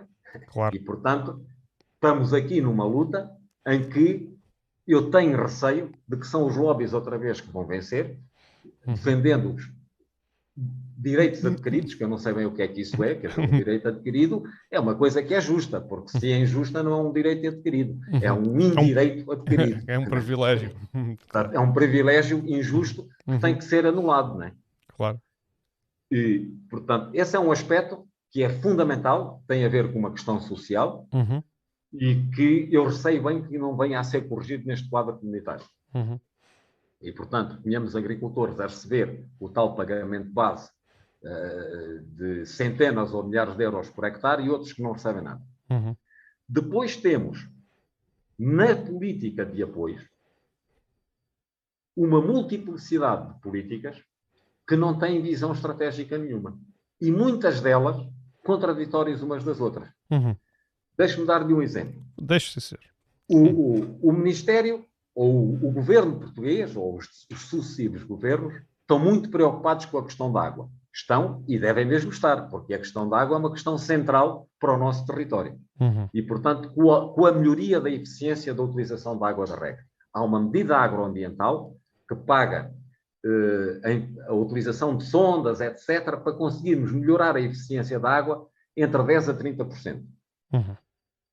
No entanto, se nós, em vez de regarmos culturas de primavera-verão, regarmos culturas de outono e inverno, nós não multiplicamos a produtividade de água por 10%. Podemos multiplicar por 500%. Portanto, nós devíamos ter na nossa política agrícola incentivos aos agricultores, em vez de fazer milho, que façam trigo. Porque o milho ou o trigo vão parar ao mesmo sítio. A maior parte deles vão parar às rações animais.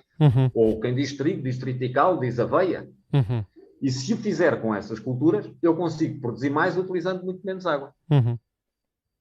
Temos uma medida do uso eficiente da água. Mas depois temos aquela medida agroambiental que toda a gente conhece da produção integrada. Que não serve absolutamente para nada. É mais uma maneira de distribuir dinheiro sem obrigatoriedades praticamente nenhuma. Muito bem. Mas nessa medida agroambiental, nós temos discriminação entre culturas de sequeiro e culturas de regadio. A cultura de regadio recebe um subsídio ao hectare maior que a cultura de sequeiro. Que eu considero injusto, mas pronto, é assim. Mas vamos ver. O milho é considerado, nessa medida, uma cultura de regadio e recebe um subsídio mais alto. O trigo regado já não é considerado uma cultura de regadio. As culturas de outono e inverno não são consideradas de regadio. Portanto, temos uma medida agroambiental que procura pagar a melhoria da eficiência da água por processos que são importantes, mas são pouco relevantes no resultado final. Depois temos uma outra medida que empurra os agricultores a fazer culturas de primavera-verão, em vez de fazer as culturas congêneres de outono e inverno, que agrava em muito mais do que os 30%, o uso eficiente da água. Portanto, nós não temos estratégia. É uma contradição clara. É de quê? De interesses. São os interesses dos lobbies que dominam as políticas do Ministério e depois, quando a coisa corre mal, culpamos Bruxelas. Parece aqueles miúdos que são os cabelões e quando tiram negativa, culpam a professora, que é muito exigente. Não é? Quer dizer, nós comportamos como uns gaiatos. Os nossos governantes comportam-se como uns gaiatos. Se quer falar de política, eu falo e falo mesmo sem problema nenhum. Muito bem. Está no fórum certo, diria eu. Sim. Em termos de político, eu vejo no mundo dois tipos de políticos. Há o caso do Trump e de outros como ele, que dizem que as alterações climáticas não vão acontecer. E agem como tal. Não quero saber de nada. As alterações climáticas não vão acontecer. E depois temos os nossos políticos, que todos os dias nos dizem que as alterações climáticas vão acontecer. E uma maneira, quer dizer, e as medidas que lhes são favoráveis para resolver o problema, por exemplo, aumentar os impostos sobre os nossos combustíveis, estão todos prontinhos e estão sempre a aumentar. E é sempre a bem do clima. Mas depois, nas ações concretas, que vão resolver o problema da alteração climática, e no caso da agricultura, os estudos estão feitos. Nós não conseguimos a neutralidade carbónica da agricultura portuguesa se não conseguirmos um aumento generalizado do teor de matéria orgânica do solo. Porque apenas através da redução das emissões vai ser impossível atingir o objetivo. Nós temos que aumentar o teor de matéria orgânica do solo para aumentar o sequestro. Portanto, o balanço é sempre entre o sequestro e a emissão. No entanto, as políticas públicas que estão em cima da mesa estão-se nas tintas para o assunto. Ou seja, nós temos políticos que dizem todos os dias que as alterações climáticas são uma prioridade, portanto, o oposto do Trump, depois agem como age o Trump. Sim, sim. Portanto, pelo menos o Trump é sincero. Né? Diz que não há e vou agir como se não houvesse. Os nossos dizem que vai haver, mas depois agem como se não houvesse. Claro que sim. Sim, Eu acho que é a conclusão a que temos que chegar. Mas acha que isso deriva de falta de esclarecimento técnico ou de não se saberem? Sim, diga. Sim. Eu acho que deriva de muitas coisas, mas principalmente de que, por um lado, a política é feita como um jogo do poder e não um jogo do país. Né? Quer dizer, o partido é verdadeiramente o centro da preocupação dos governantes e não é o país. E, portanto, as pessoas são postas nos ministérios por critérios que, ao comum dos cidadãos como nós, são completamente incompreensíveis. Quer dizer, num momento de transição tão difícil como este, de problemas tão graves, escolher esta ministra para ministra da Agricultura, em que o argumento do primeiro-ministro é de que ela foi presidente de Câmara de um concelho que era muito rural, eu dizia, com este argumento, eu posso pôr o presidente da Câmara de Lisboa como ministro da Saúde, porque é em Lisboa que estão os principais hospitais. Posso pôr o presidente da Câmara de Lisboa como ministro da Justiça, porque é lá que estão a maior parte dos tribunais. Ele pode ser qualquer coisa. Né? Claro. Quer dizer, se isto é um argumento para escolher um ministro da Agricultura, é evidente que a senhora está completamente fora dos problemas. E se está fora dos problemas, está completamente permeável a qualquer argumento de qualquer lobby que está montado no sistema. Né? Claro que sim. Se nós perguntarmos aos partidos políticos qual é o pensamento estratégico, seja em que grande questão nacional que se ponha, justiça, agricultura, transportes, os partidos não têm propriamente um pensamento estratégico, ou pelo menos nós não os conhecemos, não é? Conhecemos assim uns fogachos de vez em quando que atiram cá para fora. E eu acho que nos falta muito esta capacidade de fazer o diagnóstico até ao fim, doa a quem doer, e tirar as conclusões desse diagnóstico, definir metas a médio prazo e depois persegui-las de forma persistente. E, no fundo, dotar os organismos, aquilo que está a dizer é que se devem dotar os organismos que são responsáveis pelas matérias, neste caso a agricultura, de gente que de facto perceba da agricultura. É isso? De gente e de recursos, por exemplo. E de recursos, obviamente. O planeamento é que tem de preparar os documentos que hão de ser apresentados em Bruxelas até ao final do ano, seja quando for, que são os compromissos portugueses ou a nossa política agrícola para o próximo quadro comunitário de apoio. Mas o Gabinete de Planeamento tem recursos humanos muito escassos. Portanto, e tudo isto obriga a um trabalho de planeamento e eles têm recursos insuficientes, independentemente da qualidade dos recursos que têm, e têm lá recursos muito bons, são insuficientes, quer dizer, e nós não vamos resolvendo isso, quer dizer, temos deficiências por todo o lado e, eventualmente, o Serviço Nacional de Saúde ainda é qualquer coisa que fomos capazes de montar e funcionar. Mas quando olhamos para os outros grandes desígnios públicos, só vemos falhanços, não é? Vemos na justiça, vemos na educação, vemos nos transportes, vemos por todo o lado, não é? Ok, portanto, o Mário é crítico, então, no fundo, acusa o poder político de falta de estratégia. É isso, resumindo. Completamente. Sim. Resumindo, basicamente, a estratégia do poder público é a permeabilidade que ele tem aos lobbies que estão montados. Muito bem.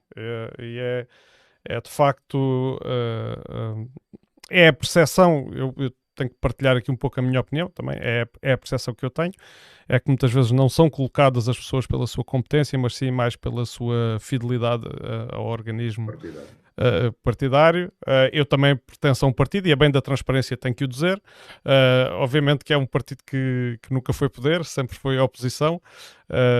Tem quando muito responsabilidade autárquica, regional, e isso tem-na, mas eu acato os comentários e as críticas e vejo e faço a mesma leitura, quer dizer, isto não é a preto e branco, cada caso é um caso, mas naquilo que estamos a falar, que é a macropolítica e a macrogestão daquilo que são, como disse, os desígnios, né, daquilo que é o poder público, há claramente uma falta de estratégia e muitas vezes em detrimento dos lobbies. Tem que reforçar essa afirmação. Muito bem. A ministra diz também que com esta PAC veio de vez, porque há bocado falámos nos salários do trabalhador rural e que eram salários muito baixos e que muitas vezes rondam os 400 e às vezes até abaixo, dependendo da realidade onde eles estejam inseridos. E até se estão legais ou se não estão legais, porque muita desta mão de obra hoje em dia provém de imigração. Mas ela diz a inclusão pela primeira vez da dimensão social, e este era um aspecto, portanto, não tão técnico relativamente àquilo que é a composição do solo e os fatores de produção não humanos, digamos assim, mas gostaria, se o Mário quiser, comentar sobre esta questão da dimensão social da agricultura. E onde a ministra, porquê? Porque a ministra diz assim, a inclusão pela primeira vez da dimensão social. Este facto, além de ser pioneiro na definição dos apoios individuais e dos apoios comunitários, tem o mérito de evidenciar as boas práticas desenvolvidas no setor e permite promover as boas condições dos trabalhadores, valorizar os agricultores cumpridores e sancionar quem não cumpre a legislação. No fundo, está a afirmar que existe um problema a este nível, não é? Que há muitos agricultores que não respeitam o trabalho. Eu acho que ninguém se atreve a dizer que não há um problema a esse nível, não é? Foi. Mas isso que me teve a descrever, estamos a falar principalmente em relação ao trabalho assalariado, que certamente precisa de ser valorizado e precisa de ser dignificado. E com isto não quer dizer que não haja muitos empresários agrícolas que o fazem, e fazem. Por exemplo, o caso do Nuno Marques, né? Os trabalhadores dele, não são muitos, que ele tem o sistema muito bem montado, até seguro de saúde ele lhes paga. Portanto, sim, não é comum. A gente não podemos pôr tudo dentro do mesmo saco. Né? Claro. Sim, não é comum, mas não podemos pôr tudo dentro do mesmo saco. Mas falando em políticas públicas, o primeiro problema nem está nos assalariados, ou não está apenas nos assalariados, está em que mais de 50% dos agricultores deste país, que são agricultores muito pequenos, com um nível de rendimento baixíssimo, estão completamente fora dos apoios públicos. Quando há grandes agricultores a receber 1.000 e tal euros por hectare, há outros que não sabem nada. E isto é de uma injustiça social que o Ministério sabe que existe e duvido que vá corrigir para o próximo quadro comunitário. Duvido muito que vá acontecer. Não sei se está por dentro, e houve várias demissões. Eu faço parte do grupo de peritos, que é um órgão consultivo do Ministério e vai ouvindo e dando opiniões sobre diferentes aspectos de medidas. Boa, eu não sabia desse facto. Eu sou daqueles que acho que sou mais útil estando lá dentro do que saindo. Mesmo discordando na maior parte das situações, pelo menos vou dando a minha opinião. Houve outros que tiveram a opinião contrária e saíram, que acharam que não estavam a conseguir. Um dos que saiu foi o professor Francisco Cordovil, que é o autor do estudo que comprova por A mais B que mais de 50% dos agricultores não estão a receber ajudas da PAC, e demitiu-se precisamente porque sentiu que, quer dizer, o que ele dizia, e ele disse uma coisa muito engraçada, que neste país não havendo censura, há a forma mais sublime de censura, que é, deixam-nos falar, e depois de nós acabarmos de falar, passam ao assunto seguinte como se nós não tivéssemos dito nada. Portanto, nós somos livres de falar, mas aquilo que dizemos não interessa para nada. É inconsequente, pois. E, portanto, esse foi o argumento que ele utilizou para sair e demitiu-se do grupo de peritos. Porque, e receio bem que, por exemplo, em relação a esse aspecto social tão importante, que não vá acontecer nada. Em relação aos assalariados, tivemos neste momento uma preocupação política por causa das notícias da televisão, que esteve ligado com o surto de Covid na Zambujeira. Sim. Porque todos nós sabíamos, e o governo também sabia, daquelas condições, daquela imigração a viver em condições subhumanas, e foi preciso a notícia saltar para a televisão, e saltou por causa do Covid, não foi por causa do problema social, para de repente eles virem dar algumas dicas, algumas larachas sobre o assunto. Mas a sensação que todos nós temos como cidadão é que quando isto acalmar, o assunto é esquecido novamente. Estaremos cá para ver. Mas eu estou cada vez mais cético, isso estou. Sim, relativamente a esse assunto, quero dizer que nós aqui no Admira Livre Podcast temos tentado, e visto que isto é um projeto amador e portanto que depende de termos tempo livre para o realizar, não conseguimos às vezes falar com todas as pessoas com quem queremos falar e atempadamente, e às vezes enquanto os assuntos ainda estão quentes, que é quando a mensagem passa mais eficazmente para o público, com atores do território, nomeadamente para perceber as diferentes perspectivas de quem contesta, de quem é agricultor, para no fundo contribuirmos para um esclarecimento destas situações. Pronto, queria só também deixar essa informação. A ministra afirma ainda, relativamente às questões do novo acordo da PAC, que é a criação de pagamentos ecológicos, denominados de ecoregimes. Portanto, que esta medida está integrada no primeiro pilar financeiro da PAC e tem um limite mínimo de 25% dos pagamentos diretos, reservado para a promoção de práticas amigas do ambiente e do clima. E em Portugal isso vai corresponder, aqui um número muito cru, a cerca de 150 milhões de euros anuais de apoios diretos aos agricultores.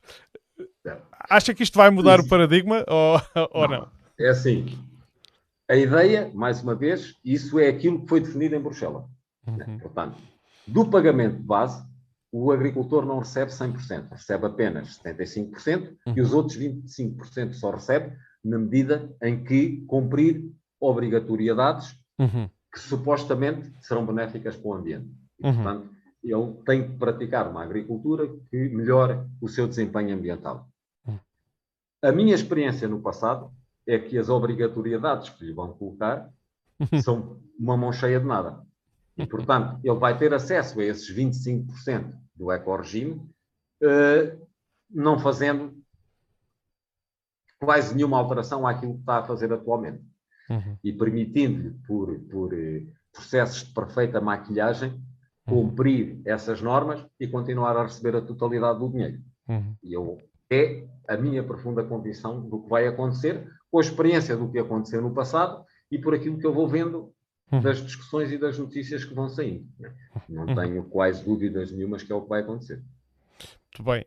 E eu agora, saindo da questão política e quase em jeito de terminar, não terminando, porque depois no fim deixo espaço sempre para se o professor Mário quiser acrescentar alguma coisa à nossa conversa, de forma livre, mas quero voltar às questões do solo e da utilização do solo, com uma última questão que é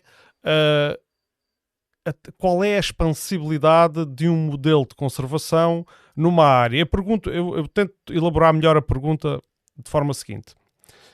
Nós vemos, por exemplo, o olival do regadio do Alqueva a estender-se, de perder de vista, né, cada vez mais, portanto, milhares de hectares, cada vez mais em expansão.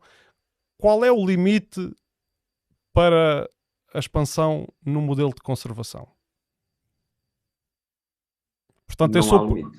Não há limite. Quer dizer, não há limite. Eu diria, é assim, eu tenho a certeza que daqui a 20 ou 30 anos a ciência estará muito evoluída em relação aos dias de hoje e teremos mais capacidade de fazer melhor do que temos hoje. Mas esta filosofia do sistema de agricultura de conservação, que tem de ser adaptado a cada sistema, a cada território, é certamente uma filosofia certa. Porque é uma filosofia que procura melhorar o desempenho económico e ambiental da agricultura. E o caminho a seguir é este. Poderá e haverá certamente novas ferramentas tecnológicas que o conhecimento há de desenvolver e que nós hoje em dia não somos capazes de imaginar, como aqui há 30 anos atrás não havia as soluções que temos hoje em dia. Mas, portanto, nós temos que, nos nossos sistemas de agricultura, introduzir o ambiente ao mesmo nível que o económico. Não está nem acima nem abaixo, é ao mesmo nível. Até porque não há nenhuma contradição, se as contas forem bem feitas e a análise for correta, não há nenhuma contradição entre economia e ambiente no caso da agricultura. O que há são políticas erradas que divorciam a economia da ecologia.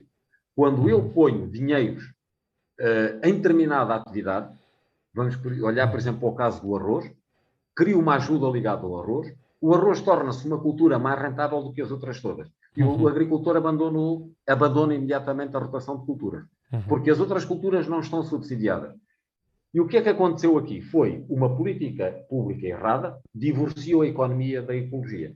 Porque se a política pública não estivesse em cima da mesa, o agricultor era obrigado a fazer rotação de culturas, senão não consegue suportar os custos da cultura do arroz. Portanto, e é neste caminho que nós temos de caminhar. Economia e ecologia são são as duas faces da mesma realidade da sustentabilidade dos processos de produção agrícola. Sim. E aí, diga.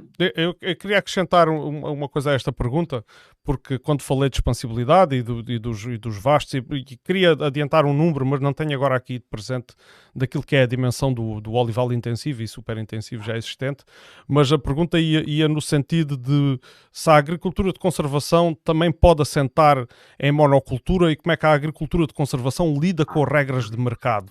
Certo, porque certo. Parece-me que aquilo que motiva a monocultura do olival, neste caso, tal e qual como aqui no perímetro de rega, aquilo que motiva a produção de frutos vermelhos, não é a necessidade humana, mas sim a necessidade do mercado, ou pelo menos à procura de produtos que tenham maior rentabilidade financeira. Certo. É evidente que, no caso das culturas perenes, seja o olival, o amendoal, as fruteiras, o conceito da rotação de culturas não se pode praticar, porque são culturas instaladas e que ficam no terreno durante muitos anos. Mas isso não significa que a questão da biodiversidade não continue a ser fundamental. Como é que nós podemos e devemos abordar esta questão? Nós precisamos certamente das culturas perenes. O azeite é fundamental na nossa alimentação, faz parte da nossa cultura, a fruta, etc. Eu só posso atenuar o problema das culturas perenes de duas formas. Uma é gerindo o território e de forma a impedir manchas contínuas da mesma cultura e, portanto, criando biodiversidade ao nível da paisagem e, portanto, não admitindo extensões de centenas e milhares de hectares da mesma cultura, interrompendo isso com culturas diversas e, dentro de cada campo de cultura, aumentando a biodiversidade das plantas que lá estão, nomeadamente com o revestimento das entrelinhas que podemos ter dessas culturas. Portanto, essas culturas têm de ser praticadas, agora têm de ser praticadas novamente com tecnologias que, reconhecendo que elas têm potencial para ter um impacto superior, temos que encontrar soluções para reduzir esses impactos.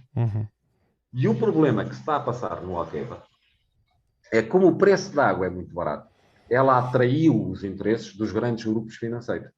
E quando um grande grupo financeiro que produz azeite, ele não quer produzir mais nada. O negócio dele é produzir azeite. E se o Estado o deixa apropriar-se de 20 mil hectares contínuos no terreno, nós não podemos esperar outra coisa que não seja, nesses 20 mil hectares, o aparecimento do olival intensivo. Portanto, a filosofia com que esta obra pública foi criada abriu portas a que isto acontecesse. Pusemos a água a um preço muito barato. Como a água é um preço muito barato, esses grupos financeiros podem pagar um preço na terra que é muito elevado. Porque eles não estão a comprar a terra, o que eles estão a comprar é água barata. Como a água é muito barata, eles podem estar a pagar 20 a 30 mil euros o hectare, terra que antes valeria 5 mil euros, quando muito 10 mil euros. Perante estes preços que eles pagam, ou de aluguer ou de compra, o agricultor não consegue resistir e entrega-lhes a terra, e nós temos este processo de concentração que leva a esta desertificação da paisagem. Isto pode e deve merecer uma intervenção política, porque o governo tem a obrigação de gerir o território, e eu vejo duas maneiras. Quer dizer, o governo pode fazer isto de duas maneiras. Ou dispara o preço da água, de forma a tornar pouco ou menos atrativo a estes grandes grupos financeiros deslocarem-se para Portugal. Não é por acaso que eles vieram para Portugal, é porque o preço da água é muito barato. E da mão de obra, se calhar, também? Não é... Isso a mão de obra eles trazem-na de qualquer lado. Isso para eles não é problema. Eles trazem a mão de obra da Índia, do Paquistão para aqui, como levam para o outro lado qualquer. Claro. A água é que já é mais complicado. Portanto, ou há processos legislativos que impeçam e diz, por exemplo, por cada 100 hectares de olival tem que haver uma área de não sei quantos hectares em que não pode haver oliveiras. Isso é uma possibilidade. A outra possibilidade é aumentar o preço da água e tornar este negócio menos interessante, e de forma a que a terra permaneça na mão de cada agricultor, porque se permanecesse na mão de cada agricultor, eu tenho a certeza que as decisões empresariais seriam muito mais diversificadas e, portanto, nós teríamos um mosaico da paisagem. E é muito simples a comparação. Nós, no Alentejo, temos cerca de meio por meio de regadio público e regadio privado, de pequenas barragens privadas. E se nós olharmos para a diversificação cultural das barragens privadas, é incomparavelmente maior do que está a acontecer no Alqueva. Porque no Alqueva temos aquilo tudo dominado por 4 grandes grupos financeiros e, portanto, fazem todas a mesma estratégia. Quando vamos para o privado, uns fazem cereais, outros fazem forragens diferentes, uns têm leguminosas para grão, outros têm... Quer dizer, e também têm pequenas áreas de olival e pequenas áreas de vinha, mas tudo em pequenas áreas, num mosaico muito diversificado da paisagem. Nós temos que impedir esta concentração da terra nas mãos de grandes grupos empresariais que estão aqui claramente para explorar o que puderem e vão-se embora quando a coisa der para o touro. Isso ninguém tem dúvidas disso. Claro. Mas se ao estarmos a subir o preço da água para tornar menos apetecível a esses grupos, não vamos estar a prejudicar o pequeno agricultor? Não. Na minha perspectiva... Porque eles têm mais poder, eles têm mais poder económico e, portanto, podem... Têm mais... Sim, mas se... É assim, quando nós pomos barato um recurso escasso e caro, ninguém o utiliza com eficiência. Ok. Era a mesma coisa que queremos que as pessoas utilizem menos o carro e pormos a gasolina a 5 cêntimos o litro. Claro, estou a entender. Não é? Portanto, é evidente que a pessoa, para respeitar um determinado recurso, ele tem que lhe custar. O que aconteceria se o preço da água subisse é que as pessoas passavam a pensar como é que eu posso utilizar esta água, como é que eu posso multiplicar a produtividade desta água várias vezes. E, portanto, aonde gastava 10 mil metros cúbicos, posso gastar 1000 metros cúbicos em vez de 10 mil. Portanto, se a água passar para 30 cêntimos, mas eu, em vez de gastar 10 mil metros cúbicos, passar a gastar 1000, continuo a gastar menos dinheiro em água do que ela barata a gastar 10 mil metros cúbicos. Portanto, e se nós formos ver, no investimento dos agricultores, a produtividade da água não está em cima da mesa. Para eles é completamente indiferente, porque a água é um recurso demasiado barato para eles se preocuparem com isso. O adubo custa mais do que a água, os pesticidas custam mais do que a água, o equipamento de rega custa mais do que a água. Portanto, o bem mais importante é aquele que custa menos. E, portanto, nas decisões empresariais, a eficiência ou a produtividade desse fator não está em cima da mesa. Eu acho que isto é profundamente errado. Eu acho que é profundamente errado porque nós estamos a dilapidar um recurso que, a acontecer as alterações climáticas que estão previstas pela ciência, o Alqueva há de chegar a um ponto que não vai ter água para sustentar aquilo tudo.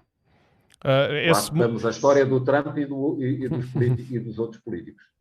Nesse aspecto temos aqui o exemplo, como há bocado referi, da bacia hidrográfica do Mira, que sofre, de acordo com algumas pessoas que utilizam até o termo stress hídrico, portanto, com as secas prolongadas, e que é um sistema que eu não sei se conhece, mas eu adianto essa informação, que funciona por gravidade, portanto a água sai da barragem por gravidade, mas é só até determinada cota, cerca de 50%, e que depois a partir daí ela tem que ser bombeada para os canais e por onde escorre e onde grande parte vai parar ao mar. Pronto. Isto são as ineficiências, é um sistema já antigo, construído ainda nos anos 60, e portanto é um dos problemas que se coloca aqui.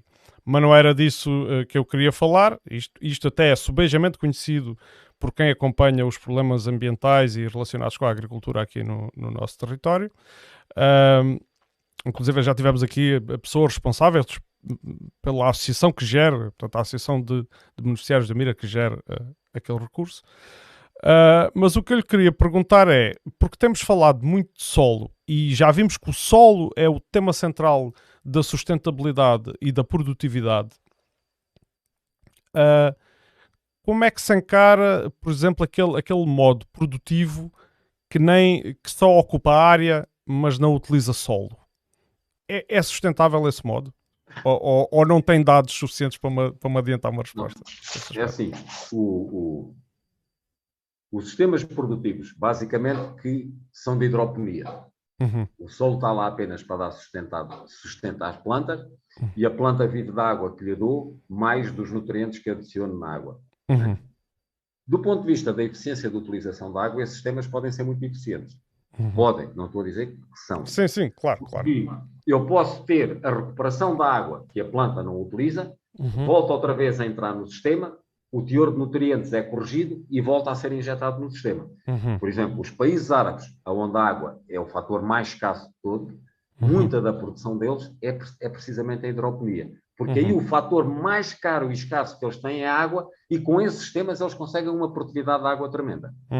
Um sistema não é a terra. fechado. Para eles o problema não é a terra. Entram em circuito fechado. Portanto, o que eu digo é, para todos os sistemas, eu posso encontrar soluções tecnológicas que melhorem a eficiência e reduzam o impacto.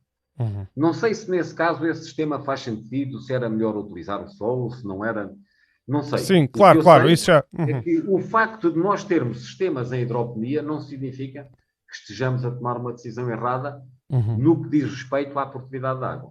Está claro que há produtividade de outros fatores. Se o solo não me dá nada, eu tenho de gastar em nutrientes tudo. Tenho de trazer tudo de fora. Não é? Mas em relação à água, o sistema pode ser altamente eficiente.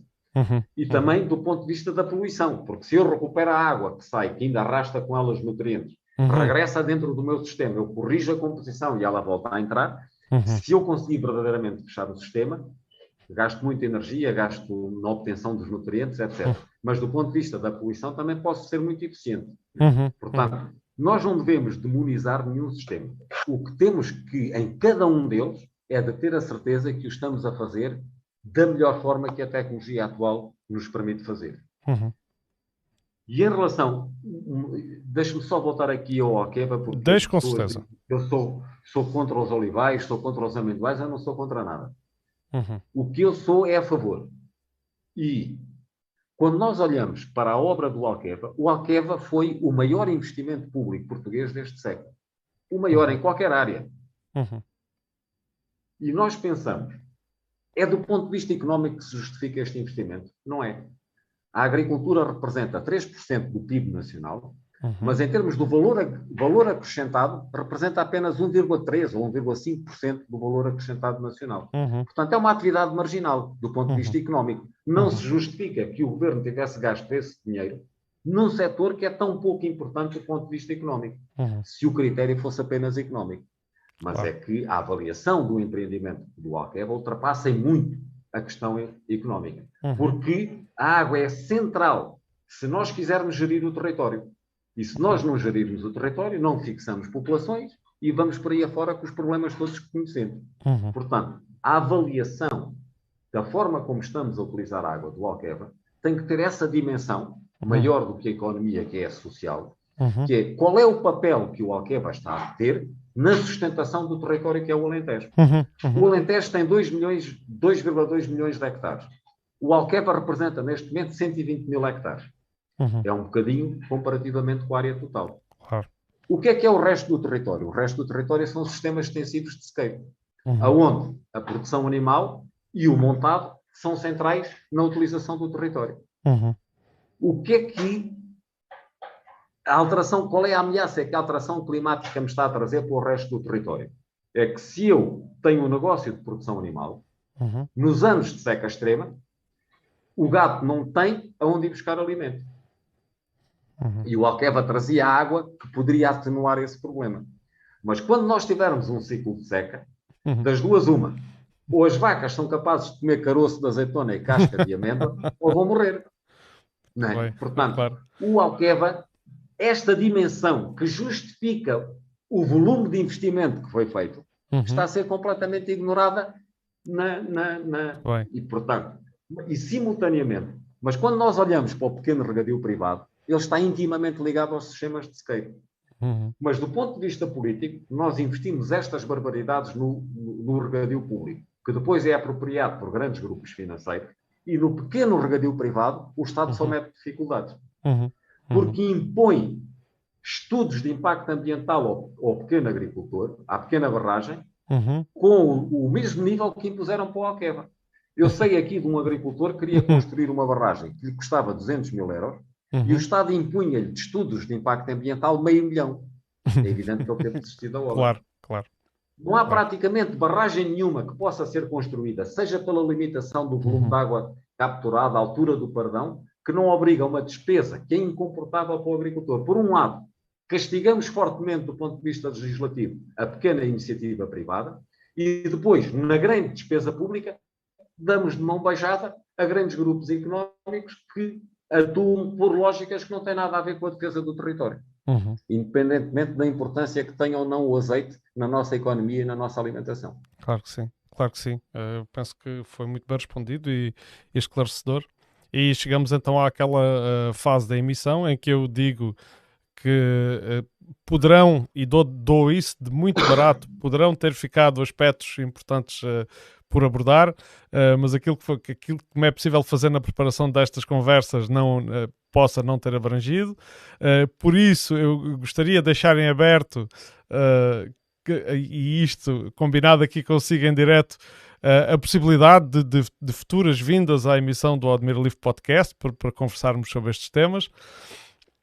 No fundo, é um futuro hipotético convite que lhe lanço, e quero dar espaço para o professor Mário poder acrescentar alguma coisa que pense que de facto não foi dito ou não foi perguntado por mim ou não foi puxado por mim. É assim, é evidente que esta conversa podíamos estar aqui horas e horas e não a esgotávamos, não é? O que eu gostava de dizer no final disto é um problema político importantíssimo em Portugal é a falta de cidadania. E acho que o que vocês estão a fazer é uma contribuição para essa cidadania. E obrigado. Acho que a obrigação de todos nós é participarmos, porque sem esta participação coletiva é evidente que deixamos, por omissão, vamos concordando ou vamos permitindo que os governos se sucedam e giram o nosso território como querem. Mas esta participação coletiva e esta participação pública obriga-nos a estarmos informados. E eu vejo que um dos problemas que se passa atualmente com a facilidade com que as coisas são disseminadas nas redes sociais é que muitas das vezes há informação que é muito incorreta, para não dizer às vezes falsa, que circula e que, porque é mais espetacular, acaba por dominar a opinião pública. E a opinião pública depois, se está mal informada, forçosamente a sua participação como cidadão também fica deficiente por essa falta de informação. E aqui ouvi uma vez uma intervenção de 2 comunicadores de ciência que eles diziam qual é a dificuldade que a ciência tem hoje em dia. E eles até falaram na questão das vacinas. É um cientista que vai falar a uma televisão sobre as vacinas diz não há evidência científica que a vacina faz mal. Querendo ele dizer com isto que a vacina é perfeitamente segura do ponto de vista da ciência. Mas ele não pode dizer isto, porque pode aparecer sempre um caso que não estava estudado até agora. Claro. E, portanto, no rigor da ciência, ele diz não há evidência científica. Depois vai lá um gajo qualquer, como o Trump, que diz que aquilo faz mal. Ponto, porque aconteceu na vizinha, aconteceu, e, portanto, vai falar de forma afirmativa. E na opinião pública fica que, afinal, o Trump sabe muito mais do assunto do que o cientista das vacinas. E, portanto, nós vamos depois construindo a nossa posição como cidadãos perante esta má informação. Claro.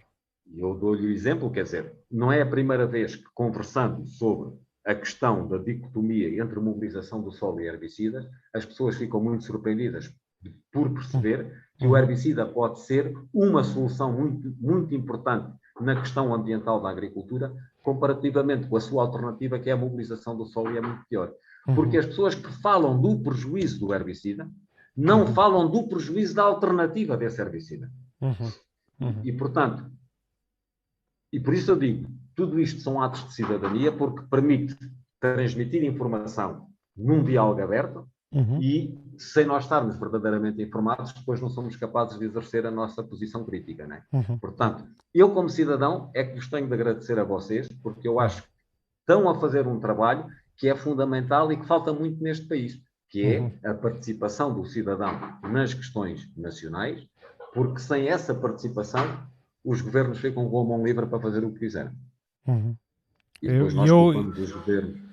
E eu é que agradeço e sim, pronto, não tenho outra forma, agradeço muito as suas palavras e eu até vou citá-lo, que é sempre muito agradável quando o nosso trabalho é reconhecido. Eu sei que o disse numa entrevista que estive a ouvir, relativamente falava do tal prémio que também há pouco mencionámos, e por a parte que nos toca, sim. E dizer também, agora a título de despedida, de encerramento desta emissão, que o objetivo do Admira Livre Podcast é mesmo esse, é no fundo pôr água na fervura daquilo que é muitas vezes um conflito que se gera sobre os assuntos de interesse para a sociedade e que se gera de forma pouco informada, a maior parte das vezes nas redes sociais, mas muitas vezes também inflamado por aquilo que é a comunicação social dita de referência. E não sendo nós jornalistas profissionais, eu por acaso eu sei que o Mário não sabe isto, porque nós não tivemos a oportunidade de falar praticamente nada antes desta emissão e não nos conhecemos de outros tempos, mas tanto eu como a pessoa que às vezes faz a emissão comigo somos operários, portanto eu sou trabalhador da indústria, ele é um agente da cultura, faz teatro, etc. E por isso é que não pode estar aqui nestas alturas, porque isto é verão aqui nesta zona e é época alta, ele está a praticar, mas decidimos fazer isto precisamente por a necessidade que sentimos de haver um canal, um espaço, da forma como o descreveu muito bem. Portanto, é pelo menos esse o nosso objetivo. Não quer dizer que o estejamos a cumprir a 100%. Certamente há sempre campo para melhorar, mas é esse, de facto, o nosso objetivo e muito obrigado pelas suas palavras. Resta-me então despedir e agradecer também do nosso auditório que esteve aqui presente. Não se esqueçam que o Admira Livre Podcast é um canal sem qualquer fim lucrativo. Neste caso é ainda totalmente autofinanciado pelos salários daqueles que são os seus autores. Esperemos um dia ter outras condições, mas para já é assim e é assim que vamos continuar a trabalhar. Muito boa noite e continuem a assistir, e a maneira que podem usar para ajudar este canal é partilhando nas redes e disseminando as suas emissões.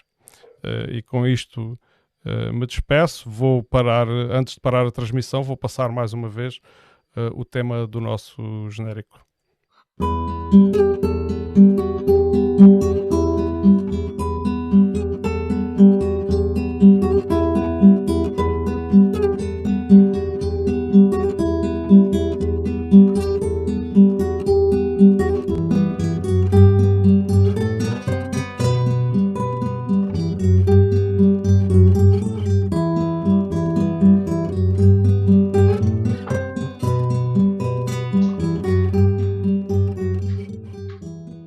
Admira Livre Podcast.